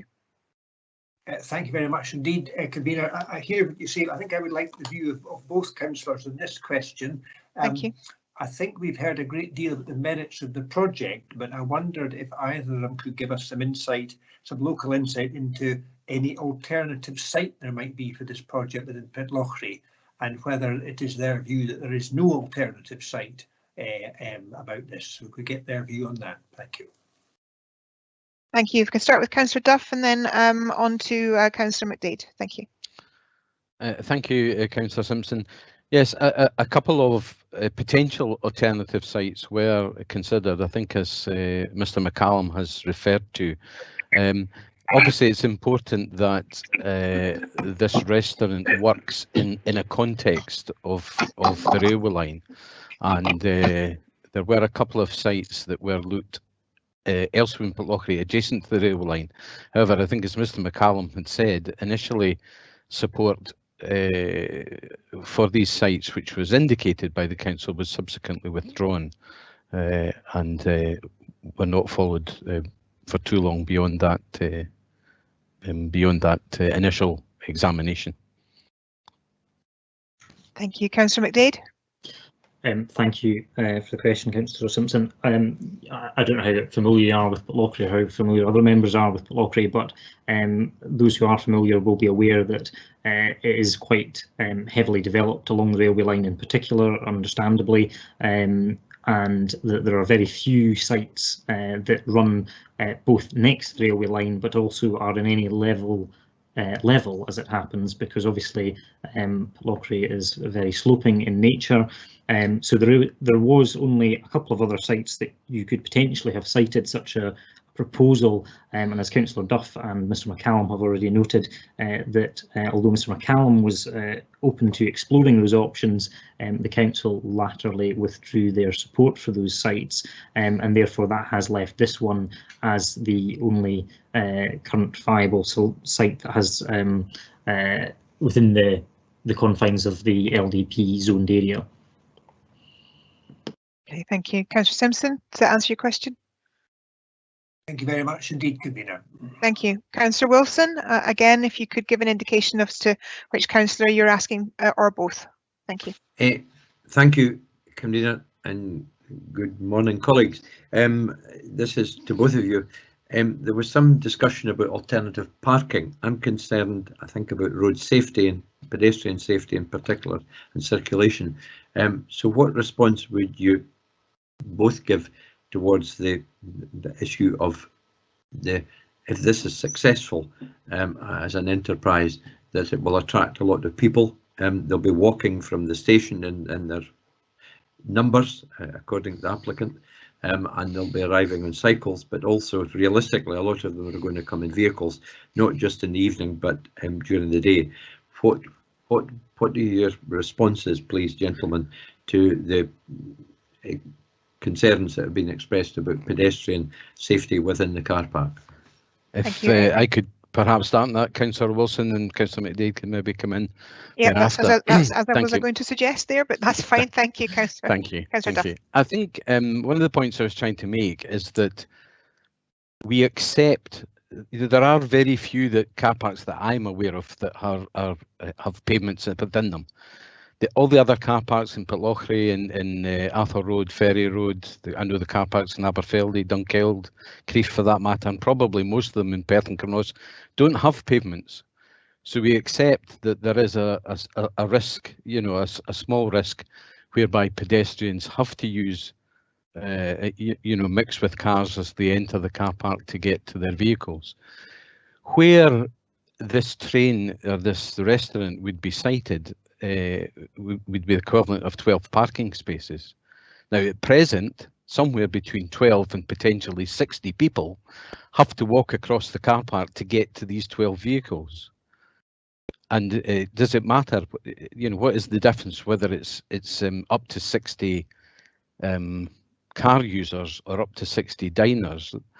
The fact is that, you know, pedestrians have to walk across this in every car park.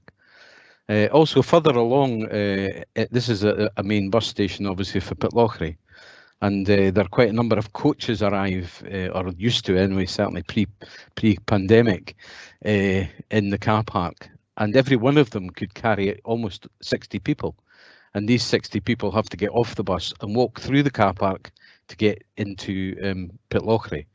So, you know, this is not an unregular occurrence. This happens day and daily in the car park, and in fact most car parks that I'm aware of. So pedestrians within the car park are a risk that we currently accept in our car parks, and I don't believe that the siting of the train is any greater a risk than there currently exists. Thank you. Councillor McDade. Thank you, Convener, and thank you, Councillor Wilson, for the question. I think just to follow on from what Councillor Duff's outlined already, there is a level of obviously people have to walk across the car park to get to their cars, and as Councillor Duff has outlined, the literally about 20 metres from where this is proposed, hundreds and hundreds of people alight every hour from coaches in normal times, and they are doing so with probably less visibility than people will have at this point when they are coming to the restaurant. There is also actually a sort of a paved strip between parking spaces that comes down opposite the restaurant, so it would be possible to essentially walk from the pavement most of the way to the restaurant on a paved strip and cross over to the restaurant with a minimal, you know, no more than really you would be crossing any road. So I think, you know, actually I think the road safety concerns that Councillor Duff outlined earlier in terms of these are no greater than we have in any of our car parks across Perth and Kinross. This is obviously a council operated car park, and therefore our own health and safety teams will have considered detailed risk assessments around the layouts of these car parks, and obviously the applicant has offered to do anything else in addition to that that is deemed reasonable to make the car park even safer, and I'm sure we would obviously welcome that. But from my point of view, thousands upon thousands of people are crossing over in about 20 metre space away, offloading from coaches with poor visibility, blocked by other coaches, etc. So I don't think people crossing this car park is a particularly unusual situation, and the fact that they're going to put in more active travel support, etc., I think is a welcome thing personally. Thank you both. Thank you, Councillor Wilson. Thank you both for that. Next question is from Councillor Braun. Thank you, Again, Convener. could you give me an idea of who you're asking, or is it both? I have two questions, one for each of them, if that's all right with you, Convener. Okay, over to you. Thank you. I'm afraid they both relate to car parking, so they'll both be similar things. First of all, to Councillor Duff. I hope I got this right, but when you were talking about the potential of an extra car parking facility in Pitlochry, which I understand all the ward councillors have supported. And you mentioned that this could bring an additional 25 car parking spaces to Pitlochry. I hope that was right. I listened when I heard it. But obviously, we're going to lose 11 car parking spaces if this is approved. So effectively, any new car parking area would only facilitate an extra 14 spaces for Pitlochry's use. I just wonder if you could comment on that side first. Certainly. As you know, there was money set aside in the capital budget, and we have had a look at some potential areas within Pitlochry where additional parking could be put. Unfortunately, due to the need to carry out the parking survey that we've heard about, plus the last year of the pandemic, it just meant that we haven't been able to push forward with that. However, had we, there was a location that we'd looked at potentially could increase, with the money that we had available and the space that was available, we could have increased parking spaces within Pitlochry town centre by about 25 for the money and the space that was available. I understand that, but my point was, if we're losing 11 in this car park, then Pitlochry is only going to gain effectively 14 spaces. That's my suppose point. that would be the maths, Councillor Braun. Yes. Done on a piece of paper. I appreciate that. I appreciate that. Yes. Okay, fine. And my second question, if I may, Convener, was to Councillor McDade. He was talking about the economic benefits. I myself, in better times, have been a regular visitor to Pitlochry, and my point was that many of the economy of Pitlochry depends on visitors, tourists, local visitors, whatever, and many of those come by car. So yes, there is an economic benefit on the proposed restaurant, which I understand, but the existing businesses depend upon people being able to come to Pitlochry and park. And I wonder if you could comment on that side of it, because if we're losing car parking spaces, could that be a threat to the existing economy, effectively? Thanks for the question, Councillor Braun. And as you might know from my background, I have managed businesses in the town, and indeed own one in the near area as well. And I absolutely fundamentally believe that we need car parking, particularly during the transition period, where we're trying to move to a much lower carbon economy and trying to encourage people into more sustainable forms of transport. But that is not sadly going to happen overnight, and therefore we do have to support that, and the town requires car parking. No one is disputing that. I think, from my point of view, I've done quite a lot of work on car parking in Pitlochry over the years, in terms of with the car parking team, and off the top of my head, approximately every space in Pitlochry generates about £650 to £700 annually in terms of revenue. I would suspect that in terms of what these jobs will generate for the people who will be employed in them and their wider economic benefit, these people are going to be spending their money in businesses in the town, they're going to be supporting their families, they're going to be paying council tax, etc. That will also have a wider economic benefit. I think there are a lot of options around how we look at car parking going forward. Part of the problem we've had in Pitlochry in terms of car parking is that most of the parking is consolidated in 3 distinctive car parking areas, with essentially one on the entrance to the town from the south, one from the entrance on the north, and one on the underside of the railway on Ferry Road. And that part of the problem is if people drive past one and they don't know the town very well, it is about getting them to the next car park, and there isn't necessarily much available in the right in the centre of the town, which particularly actually has been an issue for during COVID, when there was extra spaces put in for people in terms of walking up and down the pavements, and that took out a lot of street parking, which was used by a lot of our elderly residents, and there was a lack of essentially off-street provision near the centre of town to support that. I think that, as Councillor Duff has said, that there is an opportunity to create an extra 25 spaces potentially. There is actually opportunity to create more than that through the redesign of some of our existing car parks. Essentially, the relining, for example, in Ferry Road could potentially create more spaces relatively easily. And Mr. McCallum's indicated he might be prepared to support some extra facilities. So, for example, if he is prepared to contribute a small contribution towards that, then actually the relining of that car park could potentially help offset some of the lost spaces here. I think we just need to be looking for innovative ways to support economic growth and try and minimise any negative impact, in my view. Okay, thank you for that, and thank you, convener.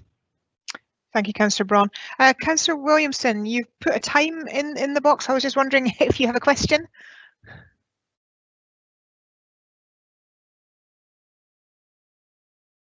Councillor Williamson?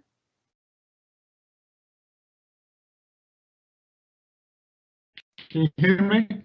Yes, I can now. Thank you very much indeed. Sorry, I wasn't sure if you have a question. Yes, I do. My question is to Councillor Duff. I may have picked him up wrong, but did he mention in his presentation about configuring of the buses within the car park, or the bus parking bays in the car park? I did. I suggested that given the likely scenario that we're faced with, certainly for this coming year, that there may be an opportunity to look at whether some of the ample coach parking spaces, which weren't getting used, and I believe were getting used for car parking at some point over the last summer, when there were no buses really on the go, whether some of that could be reconfigured to make up for the spaces that might be lost as a result of the planning application. As a follow-up, then, that my understanding is the majority of the coaches that do come to town are kind of like Rabbie's tours and etc. And they're coming to town to use the toilets and using basically those coach spaces as a drop-off spot. And from the work I've done, my understanding is if they can't get into that car park, what they tend to do is take their business down to Bank Foot, where they've got easy access to get to the toilets. And my concern is, or as a question is, do you think by reconfiguring the car park, you would anticipate the buses would therefore go to Bank Foot?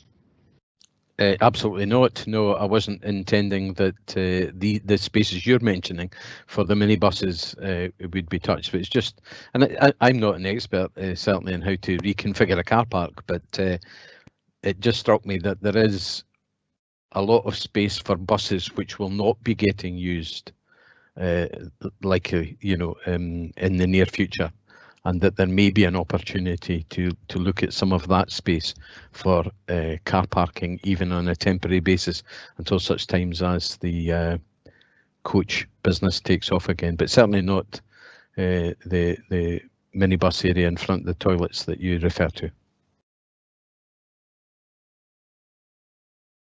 Okay, thank you. I was actually referring to all of the coach parking spaces, Councillor Duff.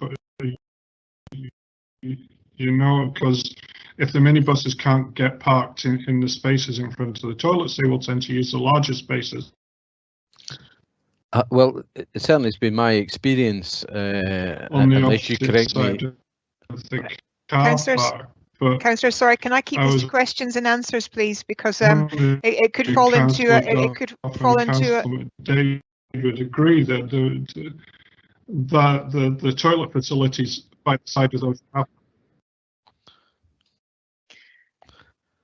Sorry, Councillor Williamson, your internet seems a little bit dodgy. I didn't quite catch that question, but I do want to reiterate to all councillors, whether you're doing deputations or whether if we could keep it to questions and answers, please, because this could become a debate, and that's not what it's for. Sorry, Councillor Williamson, can you try again? I believe it was for Councillor McDade to respond. So if you could just try again with your question, just to make sure we have it right.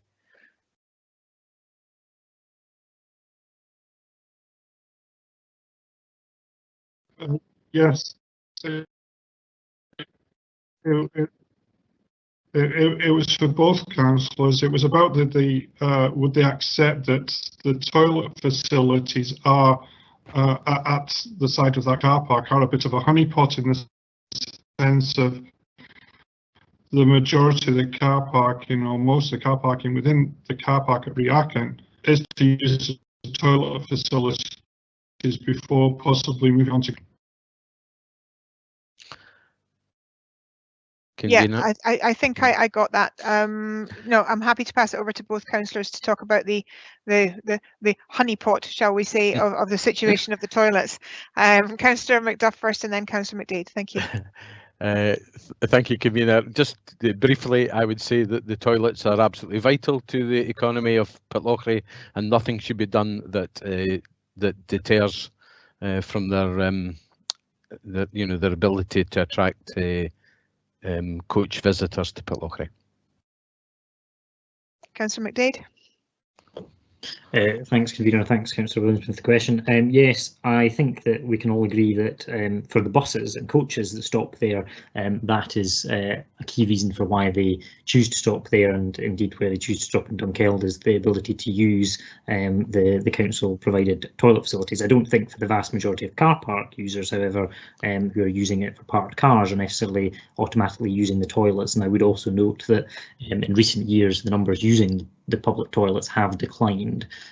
So I agree that yes, for coaches and buses that are stopping there, that is one of their primary reasons, is to allow them to get their driver stoppage time in for lunch, have a quick toilet break, and access, coffee or whatever, and also ensure that the drivers get their time break. But actually, I'm not convinced that the wider car park therefore also use the toilets automatically. I'm sure some of them do, but I'm not convinced that's necessarily their reason for parking there. I think it's more likely that they're coming in from the northern end of the town and it's the first car park they reach. Okay, thank you. Councillors, do we have any additional questions for Councillor Duff or Councillor McDade? No, there's nothing more coming forward. Oh, sorry. We do. I'm going to start calling you last minute, McEwen. Right, Mr. Councillor McEwen, for your question, please, and could you let me know who it's for?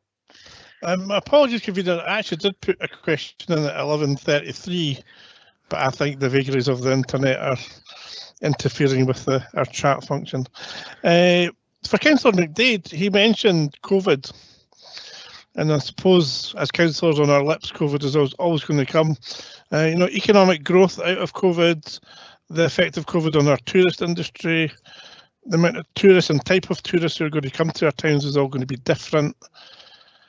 It's been described in the submissions I've had so far that this is a unique opportunity that will bring different type of tourism.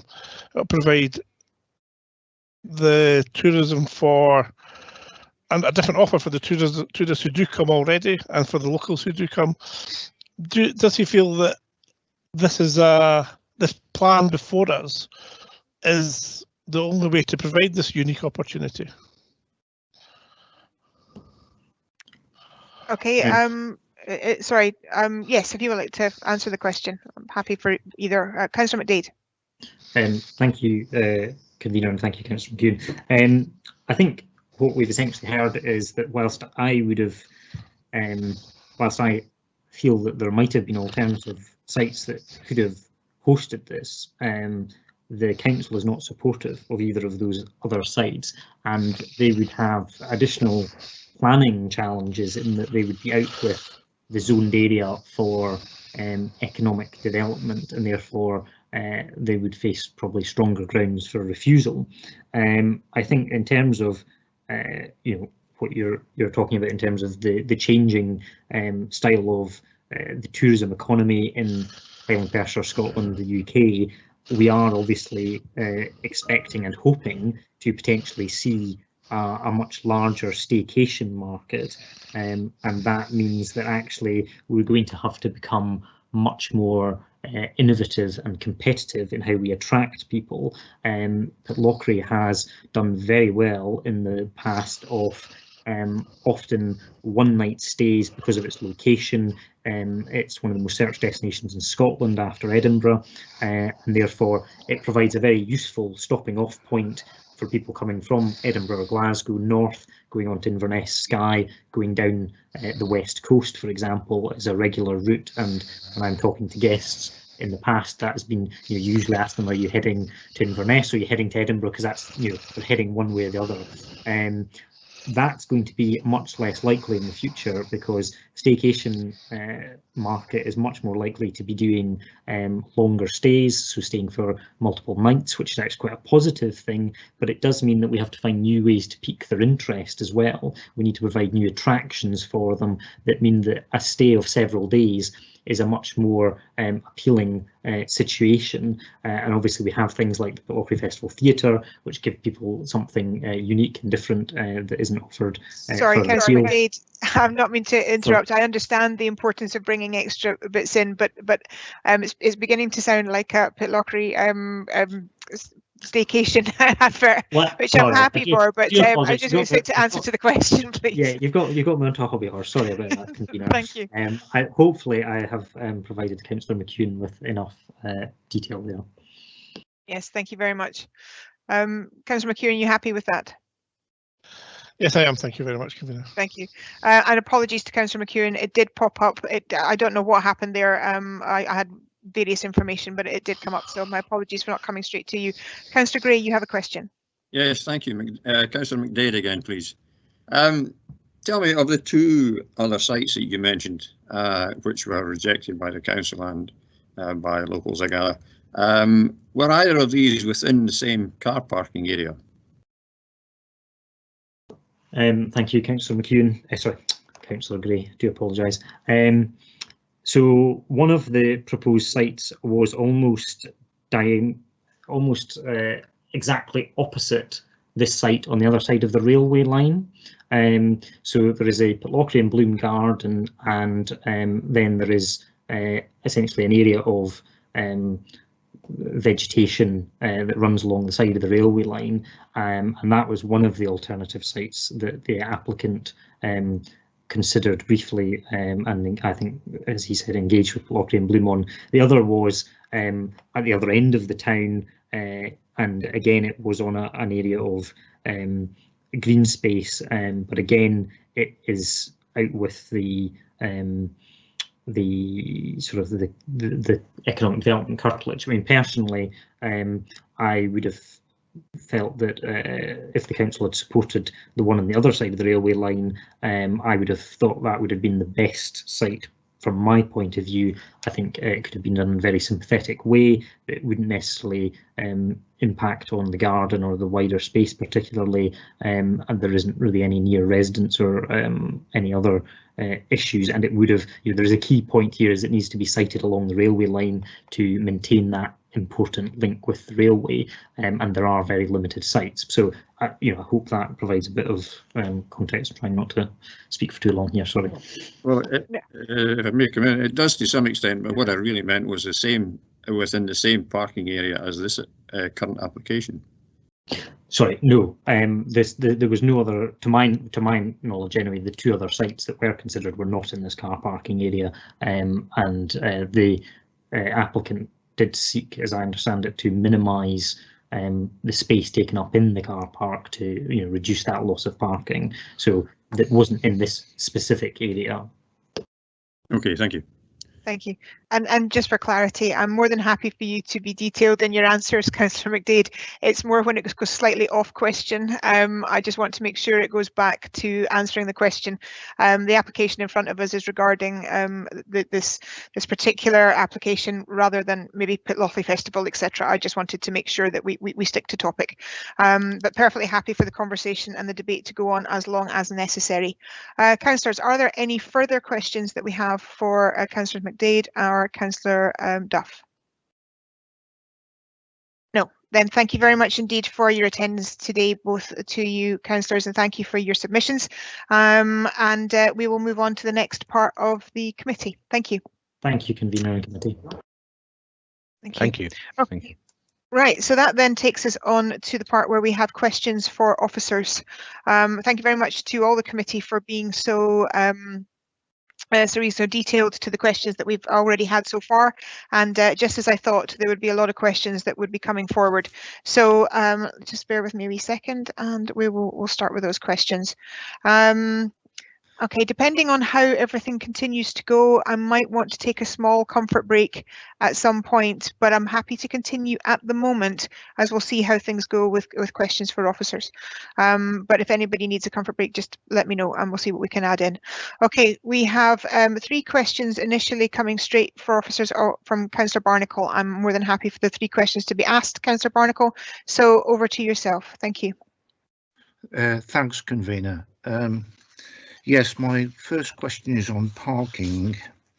The applicant and their agent suggested, I think, that policy 60A didn't apply to the application and that there had been no request for parking provision in relation to the site from the council, and that had also been, in relation to paragraph 53, no evidence ascertained by the council in relation to parking provision in Pitlochry. So that was really wanting a comment from officers on that, on those assertions in relation to parking. The do that question first. We'll do that question first, Councillor Barnacle, if that's okay, because it might be different officers answering different questions. So if Mrs. Conliffe could come in on that one, and then we'll come back to you for question 2. Thank you. Thank you, convener. We have colleagues here from the road side of things, and they may want to comment as well. But I just wanted to say, first of all, that policy 60A does refer to the facilities of the council with regard to infrastructure, and which would also include the parking.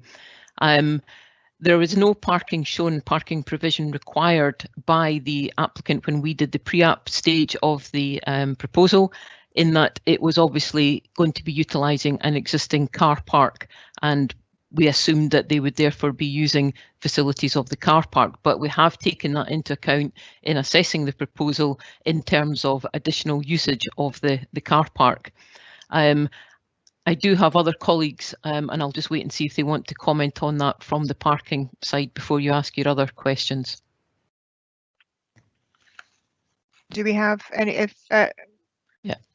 Yeah, thank you very much indeed, Lachlan. Mr. McLean, could you come in on that, please? Thank you. Yes, Councillor Barnacle, regarding the car parking situation, when the pre-app came in, they had shown compensatory car parking within the local area of Riachan Road, and at that point, had there been, say, some compensatory parking which would have offset the carriages being located on the 11 bays that we are now looking at, that would have been acceptable to us. I did have concerns regarding the placement of these spaces, and that was raised through the pre-application inquiry.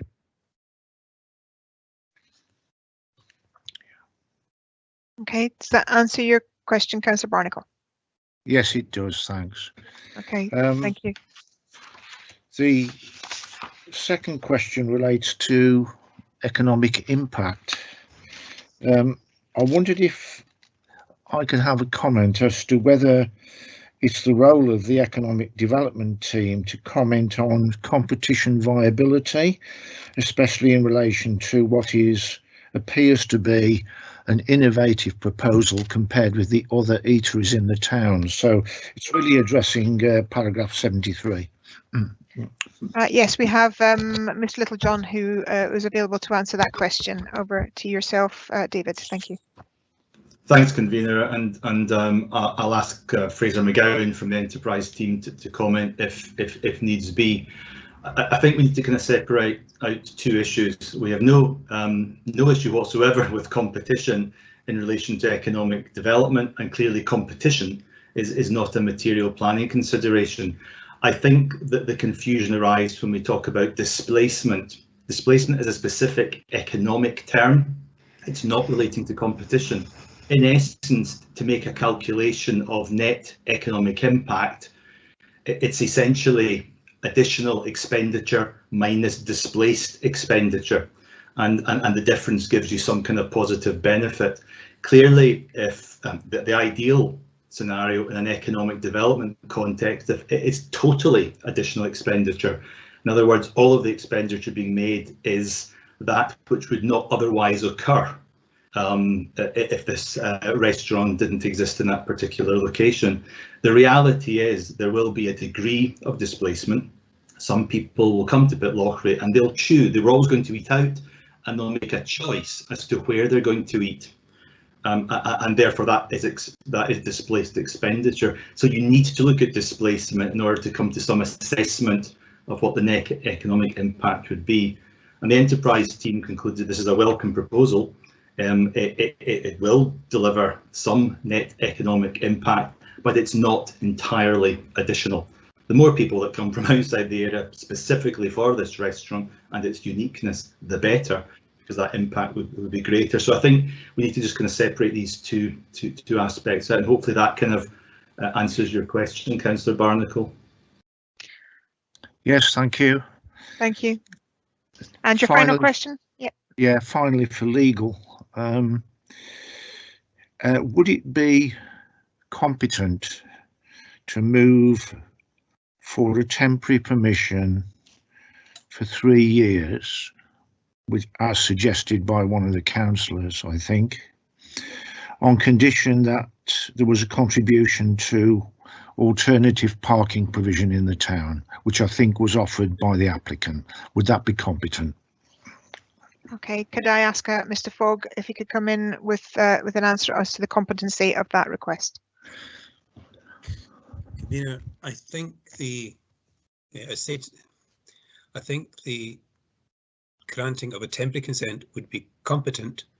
The concerns that the committee would have to be aware of is some of the irreversible changes that would have to take place in any event to allow even the temporary consent. For example, there's an estimation of 6 trees that would have to be felled to facilitate the development, certain changes to car parking bays, etc. Now, those would have to happen, and at the end of the 3 years, those changes would have been made. So the committee would need to factor that in assessing the appropriateness of a temporary consent only, together also with the financial investment that an applicant would inevitably have to make for what would potentially be quite a short period of time, and is that reasonable in all the circumstances? So that's one aspect of it. In relation to the other aspect of Councillor Barnacle's inquiry about a condition or perhaps a planning obligation to secure a financial contribution in order to augment parking provision elsewhere in the town, that could be done. I think I need a bit more time rather than to give the full details of that this morning to consider how that could be realised.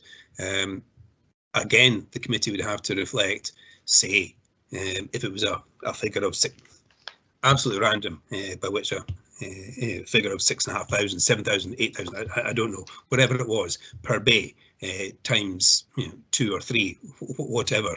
Now, is that then a fair and reasonable demand if it's only to be 3 years? If it's not something the planning authority favours thereafter, does that money get reimbursed to the applicant or a portion of it?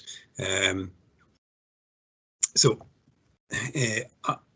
would have some misgivings about the reasonableness of taking a contribution from the applicant where there was uncertainty as to whether or not it was going to continue at the end of the 3-year term. And also I would have misgivings about, to make it slightly more difficult, whether it be reasonable to say if after 3 years the application is to continue, we would then seek the contribution. It's just quite difficult to work out. I think it's competent to have a temporary consent in these circumstances. How realistic, sensible and desirable it is in the whole circumstances is a judgment the committee has to exercise. Thanks very much. Thank you. Next we have Councillor Simpson. Your question. Thank you, Convener. I too have a question in relation to temporary permission, which has been a fair bit has been addressed already by Mr. Fogg, but I just wondered if we were minded to go down the temporary permission route, would it be possible to condition the reinstatement of the site were it not to work out, and for it to, at the end of the temporary permission, the restaurant be removed?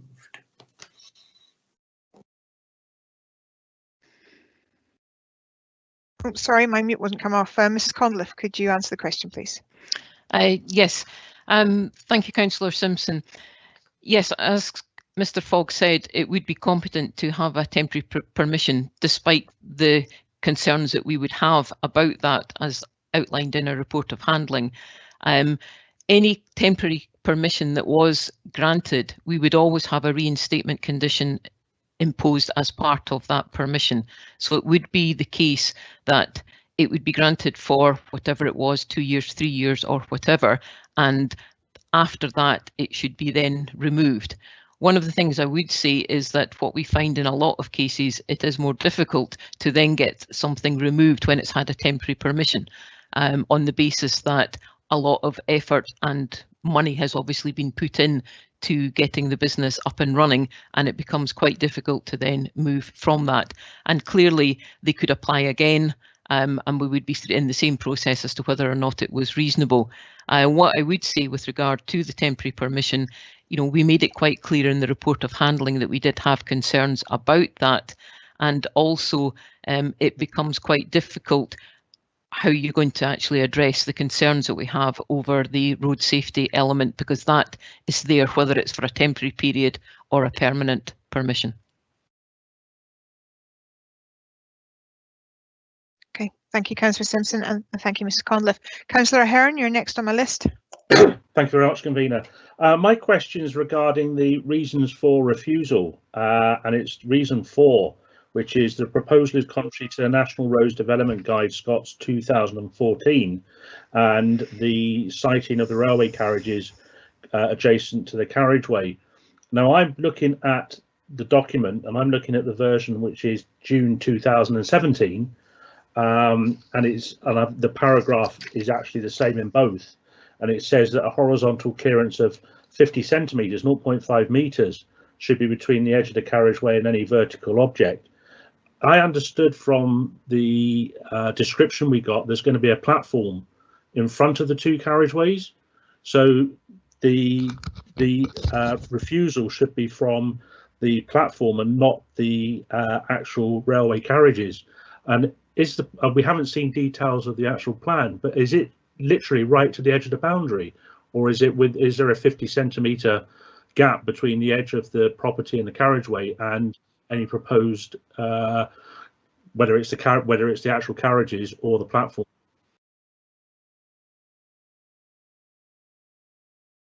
My apologies, I was having difficulty with my mute. I think Mr. McLean, could you come in on that, please?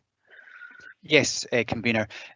Councillor Ahern, regarding the buffer between the railway carriages and the road space, At the moment, it is proposed that there is no buffer along there. The platforms are not along the longitudinal length, along the 23 metres of the carriage. The platforms are proposed at the ends of the carriages. So in essence, at the moment, there is no proposed buffer between the railway carriage side and the live carriageway where vehicles will be manoeuvring. So it's coming right up to the edge. Is Correct. that the tracks, or is that the actual carriage? The carriage itself. Does that overhang the tracks? Yes, it will. So it also is contrary to the vertical clearance then, because the vertical clearance is 2.1. Because the assumption is if you've got the carriage, the tracks are narrower than the carriage, so that would be further back from the edge. So you're then hitting the vertical clearance, which would be the issue then. I don't think the vertical clearance would be as much of an issue. It's more the horizontal, because you wouldn't actually be able to get underneath the carriage itself. So I'm not as concerned about that. I mean, if you were walking alongside the carriage, it would be directly next to you in its height. So I'm not as concerned about that. It's more the horizontal clearance I was worried about. Okay, thank you. Thank you very much. Councillor Braun, you're next, please. Thank you, Convener. I just wanted to ask officers regarding the car park itself. We know that we're going to lose some 11 spaces if we have a mind to approve this, but there will need to be some amendments to the car park itself, and because of the way the two-way traffic works. So, if those changes are made, will we lose more car parking spaces than the 11? Are we likely to lose more as the car park itself is amended? Okay, yeah, certainly. I think we have Mr. Cargill who's here to answer that question. If you wouldn't mind doing so, that'd be great. Yeah. Thank you, Brian. Absolutely, thank you. Thanks, Councillor, for the question there. You're absolutely correct. I think the carriage itself, or the carriages themselves, they indicate that they will lose in the region of 11 parking spaces, 2 of which are disabled spaces. Now, those 2 disabled spaces will need to be replaced elsewhere within the car park. If I can try and explain as best I can on the drawing there, it would be almost directly to the north of the right-hand side of the carriage. And in order to do that, we would require to lose 3 normal parking spaces to accommodate 2 disabled spaces. So the numbers start to mount up. There's 11 directly affected by the carriages. There's then an additional 1 that will be lost by the displacement of the 2 disabled bays. But it's also our feeling from a road safety point of view, you touched on it there about the 500mm buffer, but we would prefer to have a physical walkway of sorts that the public can use when they're passing the carriage, rather than having the carriage immediately adjacent to the live carriageway. Now, in order to do that, we'll be forced to reduce the width of that 2-way carriageway that's currently running alongside the proposed carriages. Now, what that will do will also mean the 2 bays that are sitting on their own, those 2 bays will also potentially be lost. So your total loss of bays that we're now looking at is 11 normal bays, or 11 bays underneath the carriage, 1 bay that's lost because of the displacement of the disabled bays, and also the 2 bays that are immediately opposite. So we're looking at a total loss of 14 parking spaces. And there's additional knock-on effect. By reducing that carriageway width, you can then no longer retain the 2-way flow of traffic in front of the carriages. So from our point of view, there's only one way that you can resolve that, and that would be to provide an additional access stroke egress into the car park, because otherwise you're then landlocked at what would be the northwest side of the car park.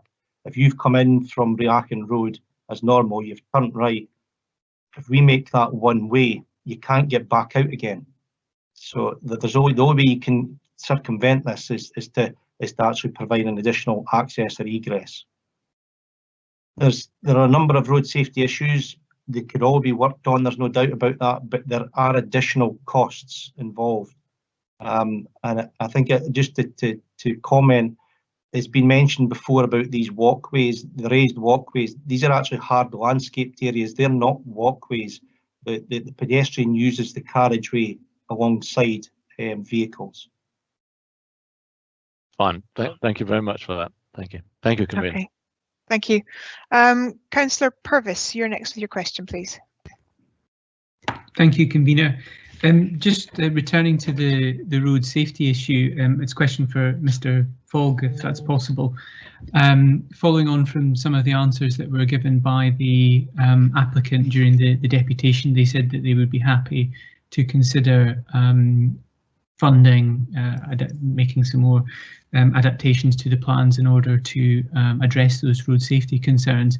Is that something that would be competent to put in as a condition? Should we be minded to grant approval?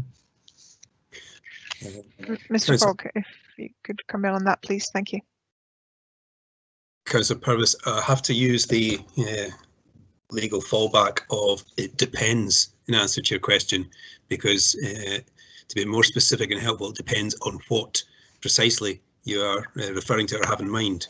You've just heard from Mr. Cargill that his view is he's advised that you could not retain the current two-way traffic flow to the north east of the carriageways. It would have to move to being one-way only, which would, to avoid landlocking the area to the northwest, necessitate an additional access or egress being formed onto Riachan Road.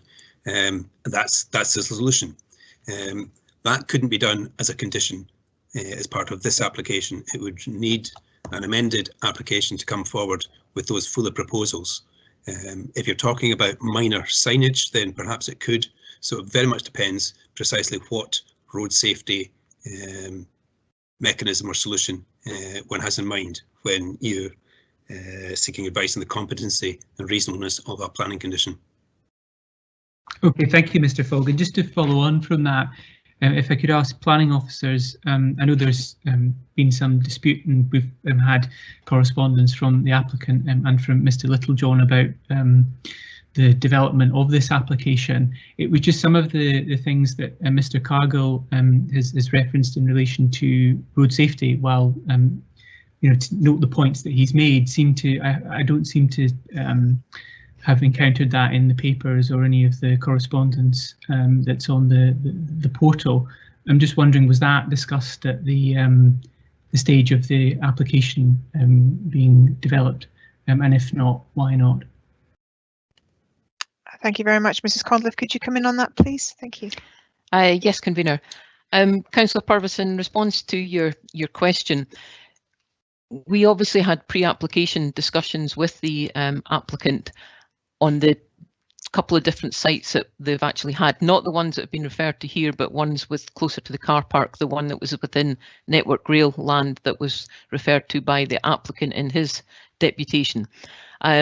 We spoke with our colleagues in transport planning, and we certainly put forward concerns potentially with regard to road safety, but it's not until you've got the full application in and we look at every aspect of it that we get all the details from all parts of our roads section. So we've got the traffic safety side of things, as well as our transport planners who are based within planning and development. So we raised initial concerns that these would need to be addressed, and we then, once it came to detail, we have raised a number of the road safety issues. But one of the things I would say at the moment is that in order to achieve, and Mr. Fogg has just alluded to this, in order to achieve what we consider would be required to make this safe, then you couldn't do that within this application. And therefore we were heading for a refusal on it and chose not to go back to the applicant and say, well, if you want to do all those changes and pay all that money, it would still have to have been a fresh application, which is why not everything was put forward to them with all the concerns that we had, and a lot still comes through at the stage of us putting forward the report of handling and then in answer to the number of questions that we've got from members today. Okay, thank you, Convener. And just one final question, if I may return to the question that Councillor Barnacle asked in relation to the parking, and apologies if I missed this, but I didn't think I heard it in your previous answer. Specifically in relation, I accept the point in relation to policy 60B about the need to provide town centre parking if it's not specifically on the site. But in relation to policy 60A, the applicant referred to the fact that the infrastructure, the policy states that it's identified infrastructure in the plan and the loss of that, and they contended that the plan did not identify specific infrastructure. So I'm just wondering what your response is to that, and then also if that is the case, then is that still a ground for refusal? Thank you. Yeah, Yes. Mrs. Conliffe again, thank you. Yes, thank you. Looking at it, I would accept that we don't have an identified infrastructure project, for example, within the Pitlochry area.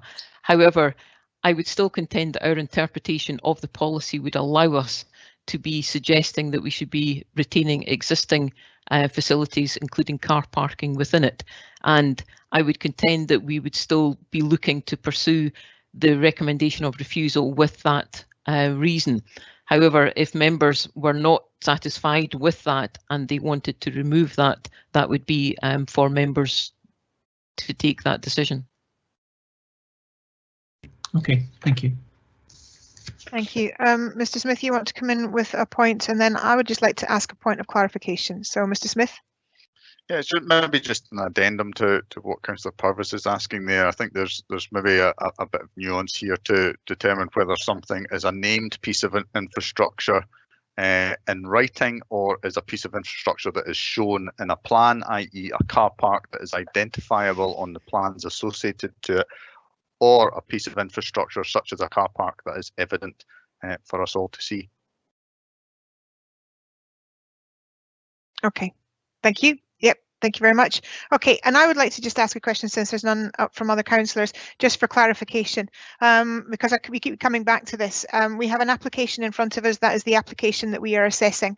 So am I right in thinking from the answers that we're being given that there are no conditions that we could put to this application that would mitigate the road safety issues as far as officers are concerned?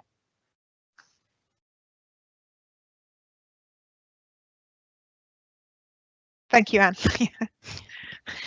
Anne. Yes, that is a concern that we have. We have discussed what could be put forward, and as Mr. Cargill came in with all the details as what would be required to make it safe, which would also include changing it from being two-way in front of the carriages to being one-way, which creates the difficulty with exiting the car park. It is our view that it's not a couple of conditions that we could add to a permission that would make it satisfactory. It would need to be a revised application on that. Okay, thank you. Councillors, do we have any further questions for officers? No, there is nothing more coming forward on the chat. So, Councillor Barnacle, is that a supplementary question that you would like to ask?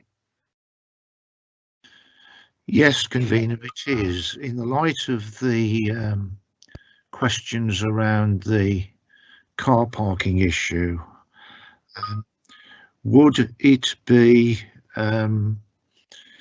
feasible to, and considering that the applicant has offered a contribution to address these concerns, would it be feasible to defer the application for further discussion on adjustments to the parking arrangements, or would that be a feasible way forward? I'm just asking that.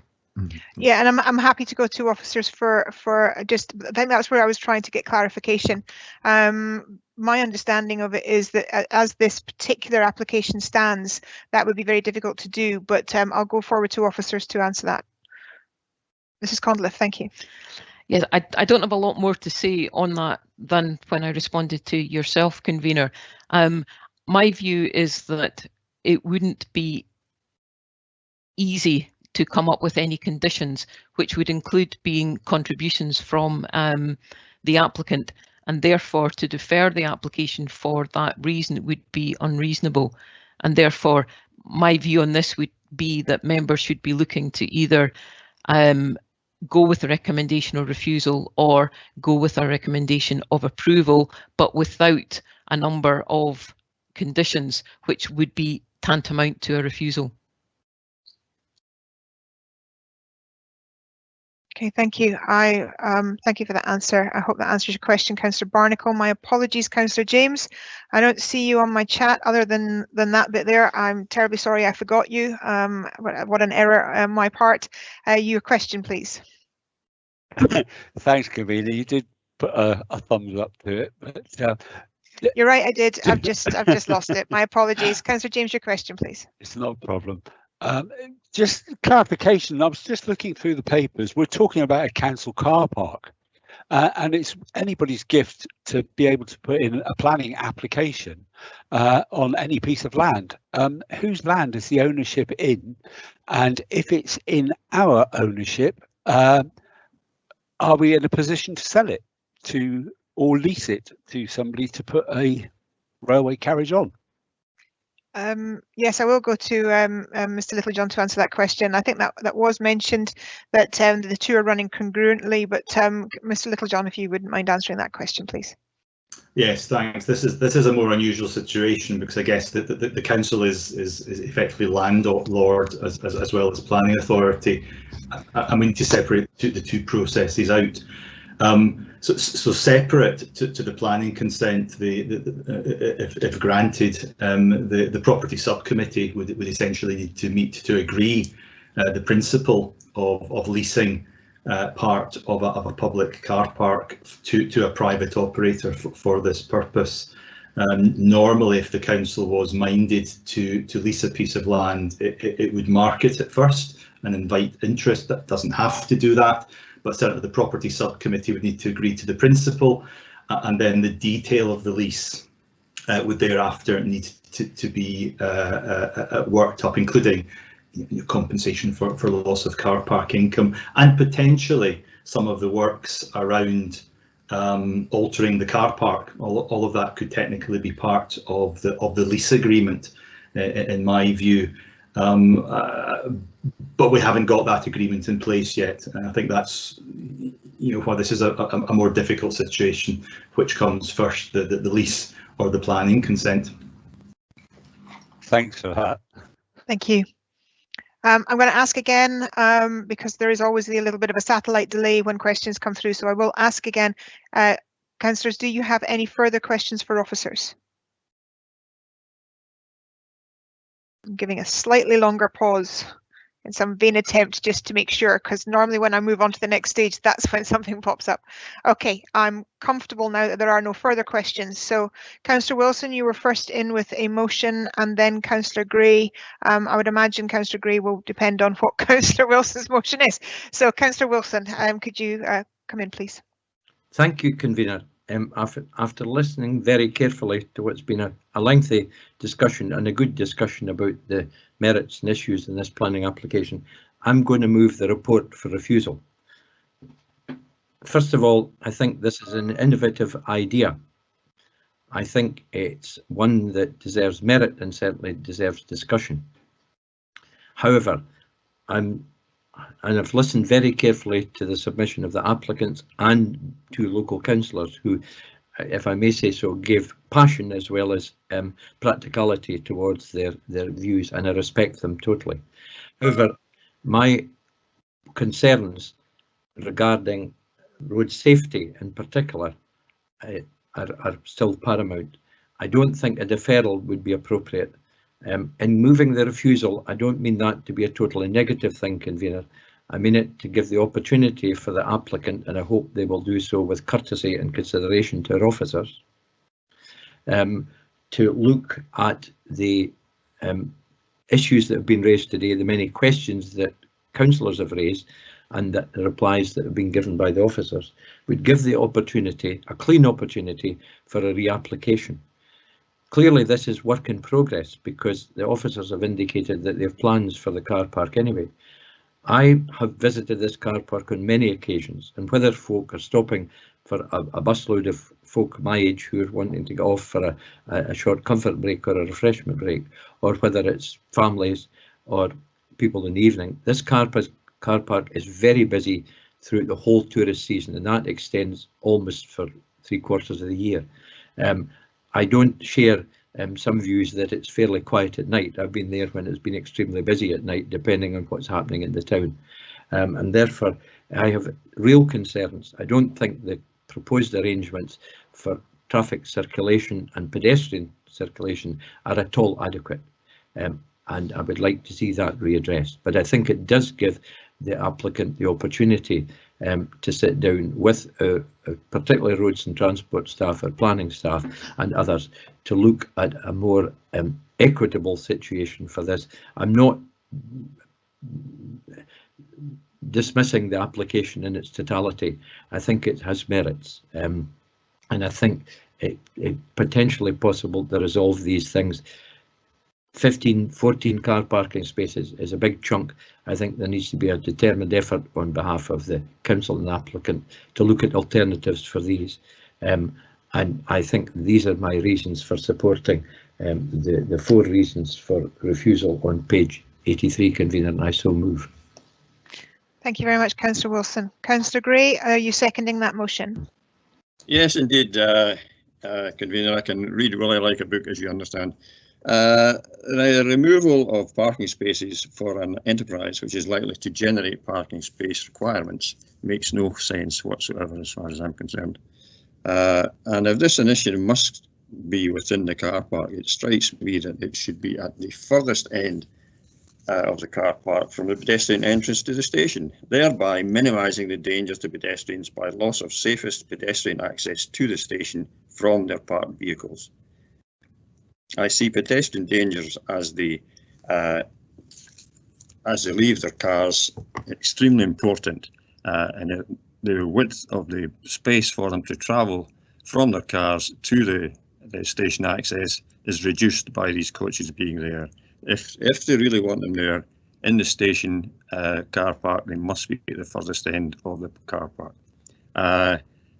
I'm sure, indeed, as Councillor Wilson said, this is a great initiative. It is something, you know, many people are very fond of Thai food, including myself, and I hope it finds a spot suitable for this initiative of the coaches converted into a restaurant. I'm sure it will draw many people, but not to this particular location. Somewhere else, perhaps in the car park, if that's feasible, but otherwise nearby this station or any other station for that matter. I'm happy to second, or unhappy to have to second Councillor Wilson's motion. Thank you. Okay, thank you very much, Councillor Gray. We have an amendment put forward by Councillor Purvis. Councillor Purvis, could you speak to your amendment, please? Thank you, convener. I've considered the various options that have been put forward through the questioning, such as deferral or a temporary consent.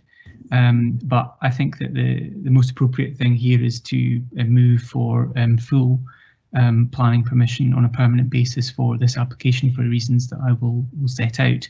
I think this is, as has been said, an innovative proposal, an example of destination tourism, and particularly as we've talked about recovery from the pandemic and the need to consider job opportunities in the context of significantly rising unemployment. And we heard that in Highland Perthshire in particular, which relies heavily on the hospitality sector, that there has been a significant increase in unemployment there and disproportionate to other parts of Perth and Kinross. Some of the planning considerations that we should take into account are indeed the tourism benefits, the increase in visitors that we might see, the job opportunities that this would create, and the wider benefits to economic development. I'll come on to the reasons for refusal in a moment, but I think that they are, and while not insignificant and do indeed need to be addressed, are small in comparison to the benefits that this application would bring. I think that I don't personally agree with the assessment from the economic development team.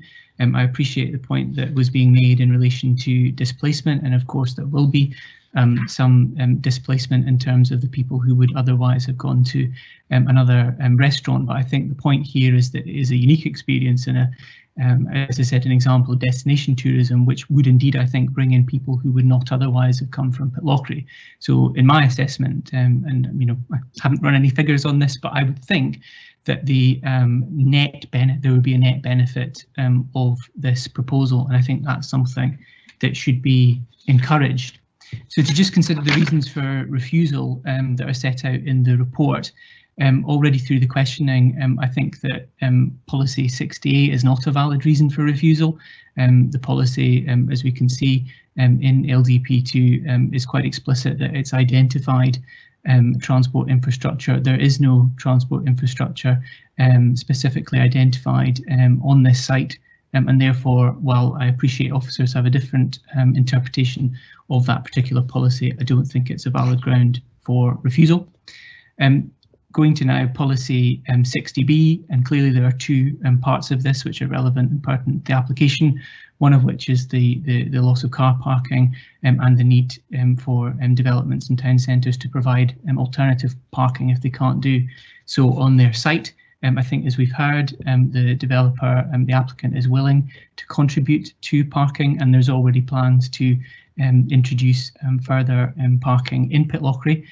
So following on from the response that Mr. Fogg gave, I'd be minded to condition this approval to say that should the assessment that's going to be undertaken on Pitlochry car parking suggest that there's a requirement for further car parking, taking into account environmental trends and the push towards greener transport, that a contribution should be sought for the loss of spaces.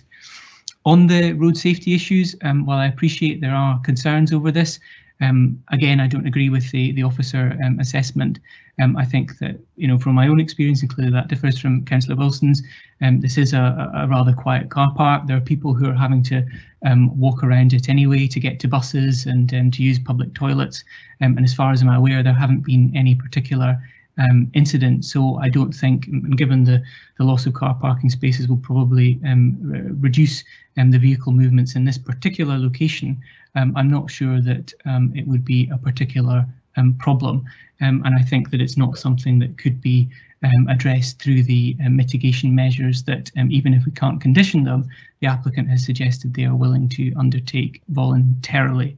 And the final point was about the guidance. I was slightly surprised to see this in the report. I'd never seen this in all my time on a planning committee or indeed a local review body. Happy to be corrected if I'm wrong, but guidance being included as a reason for refusal rather than the specific policy. So while noting the points that have been made by officers in that regard, I'd be minded to consider that not a necessary ground for refusal. So in conclusion, my motion is to approve the application on a permanent basis, subject to that condition. I'm not minded to include any conditions on the road safety, given the response from Mr. Fogg and Mr. Conliffe, or indeed on operational hours, as I'm not particularly fond of those conditions anyway. And I hope that I have a seconder for this amendment. Sorry, amendment rather than motion. I think I've said motion a couple of times. Thank you. Okay, yeah. Councillor Barnacle, you've put forward to second the amendment. Yes, I will do so. I agree with Councillor Purvis's assessment of the situation, and I also agree with Councillor McDade's comments regarding the economic benefit of the proposal, which I think is innovative. I think the issues can be addressed in relation to the car park, and I definitely don't agree with paragraph 75's conclusion. So yeah, I'm happy to second the amendment from Councillor Purvis. Thank you. My apologies, I think I thought I was on mute and I'm not. Okay, thank you very much indeed. Okay, so I will open it up now as we have a motion and an amendment for any comments from members. Yes, I'll come to yourself. Okay, I'll go to Mr. Fogg first of all, and then we'll go to comments, and then we'll go to Councillor Wilson to sum up. Thank you, Mr. Fogg. just before you go into further debate on the motion and amendment, I wonder if we could get clarification from Councillor Purvis in relation to his amendment.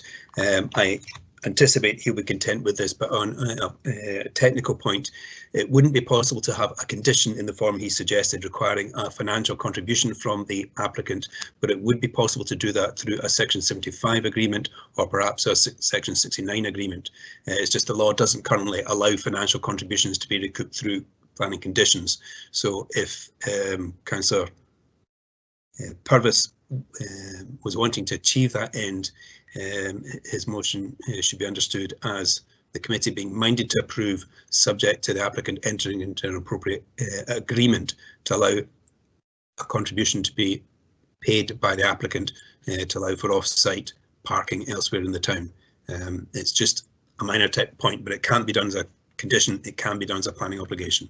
Sorry, Mr. Fogg, that's poor phrasing on my part. I didn't realise that. I thought the Section 75 was referenced in the condition rather than, but clearly that's not. So yes, more than happy with your suggested change of wording.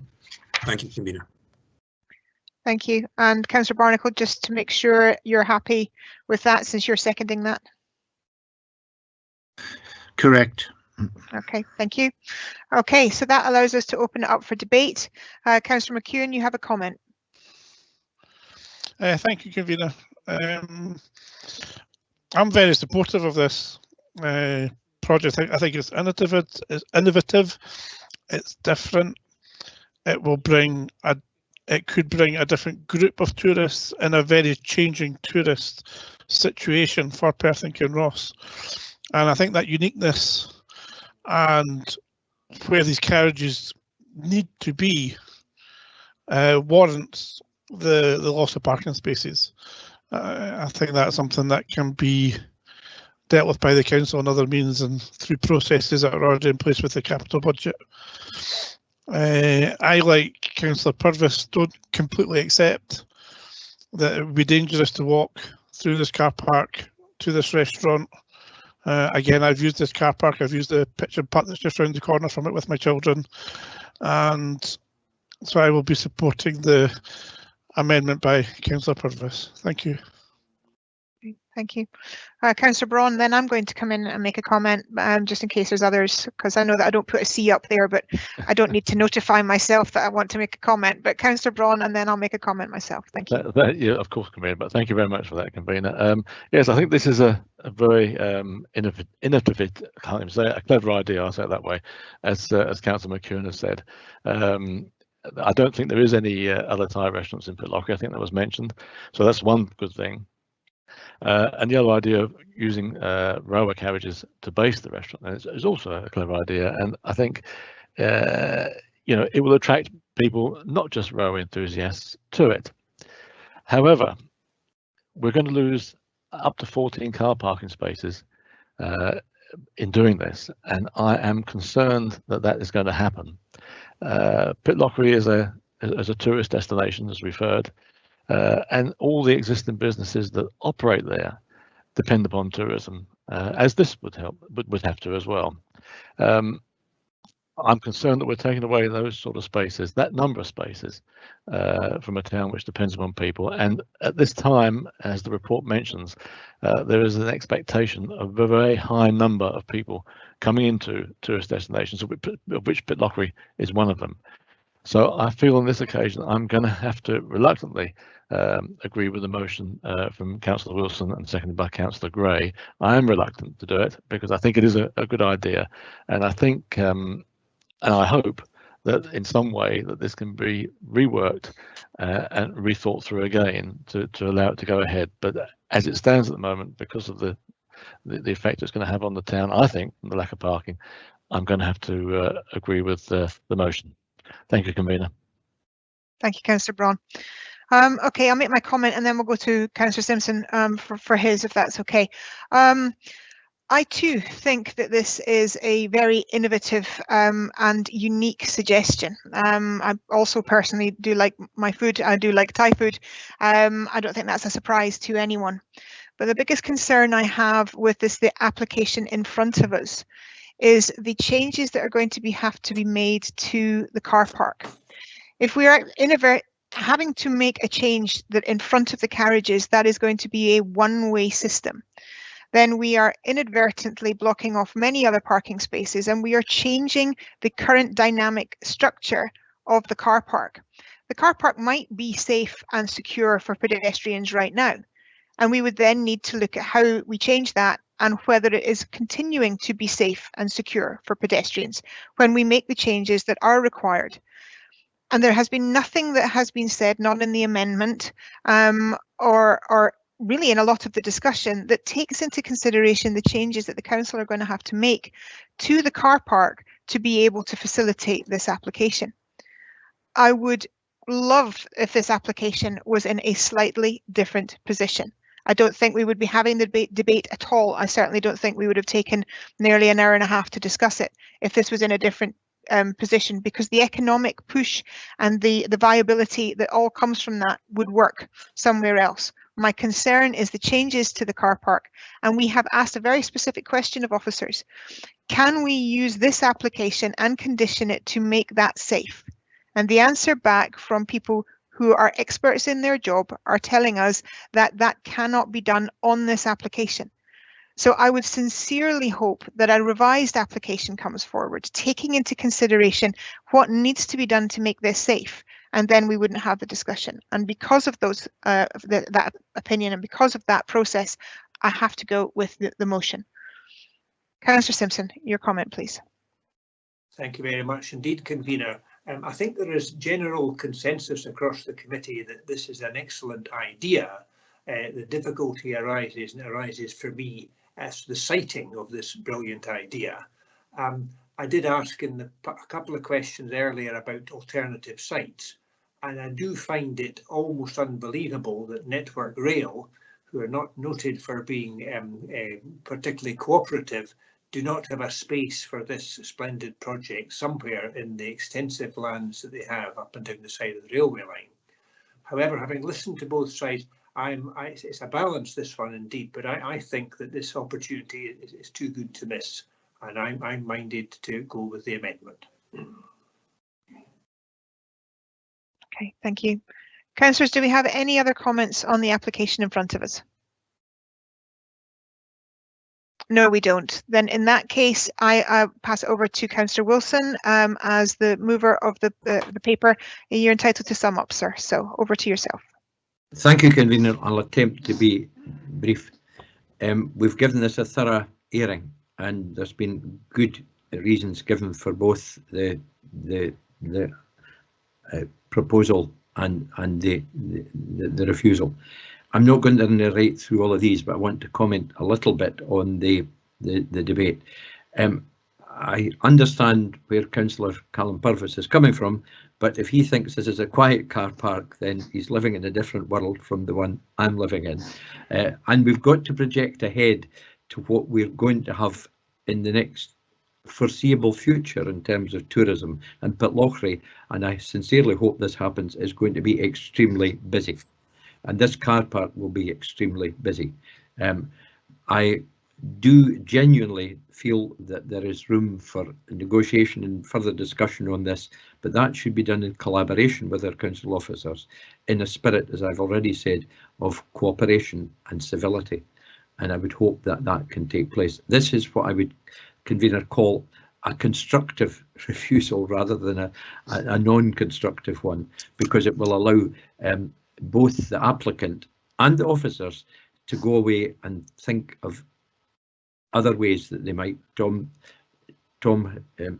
has given, and my seconder, sorry, Tom has given an alternative location. That's one that I think would need to be looked at amongst others, so that there is an opportunity to do that. We're not rejecting this out of hand, very far from it, but it does give us the opportunity to think again, and I hope come back with a proposal that can be given approval by the planners and recognise principally the road safety issues, but secondly the car parking issues. Thank you, convener. Thank you, Councillor Wilson. Mr. Williams and Mr. Fogg, it's over to you for a roll call vote. Thank you, Convener. Just to confirm for the benefit of the committee, the motion before the committee this morning is made by Councillor Wilson, which is to refuse the application in accordance with the Head of Planning and Development's report of handling for the 4 reasons set out in that report, and that motion is seconded by Councillor Tom Gray. The amendment is made by Councillor Callum Purvis, which is to approve the application on a permanent basis, having regard to the tourist benefits which would ensue from the proposal, the job opportunities and further economic development that will be realised.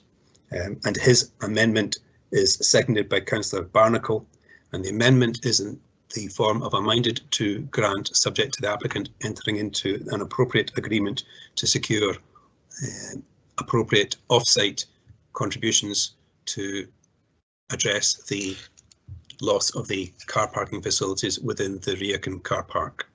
I'll now pass over to Danny Williams, who will take the roll call vote. Yes, thank you, Jeff.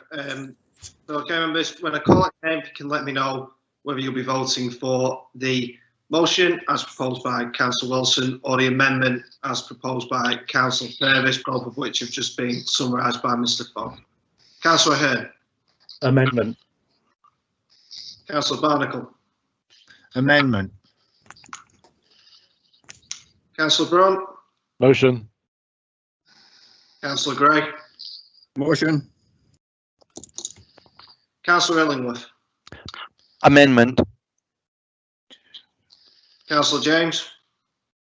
Amendment. Councillor McCall. Motion. Councillor McEwen. Amendment. Councillor Purvis. Amendment.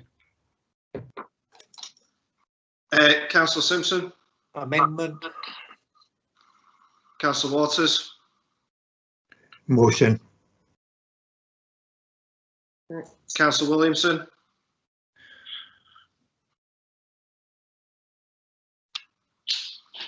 Councillor Williamson. I think Councillor Williamson lost his internet connection. I don't believe he's here. He did do, yeah. Oh, right. Okay, so my apologies for that. So we'll I'll mark him down as being absent for the vote. And Councillor Wilson. Motion. Okay, convener. So I'd just like to confirm this with Mr. Fogg before we progress, but I make that as being 7 votes in favour of the amendment, 5 in favour of the motion, and obviously Councillor Williamson is being absent. Jeff, is that how you make it as well? That's my record of the voting too, Danny. Thank you. So therefore the amendment will carry.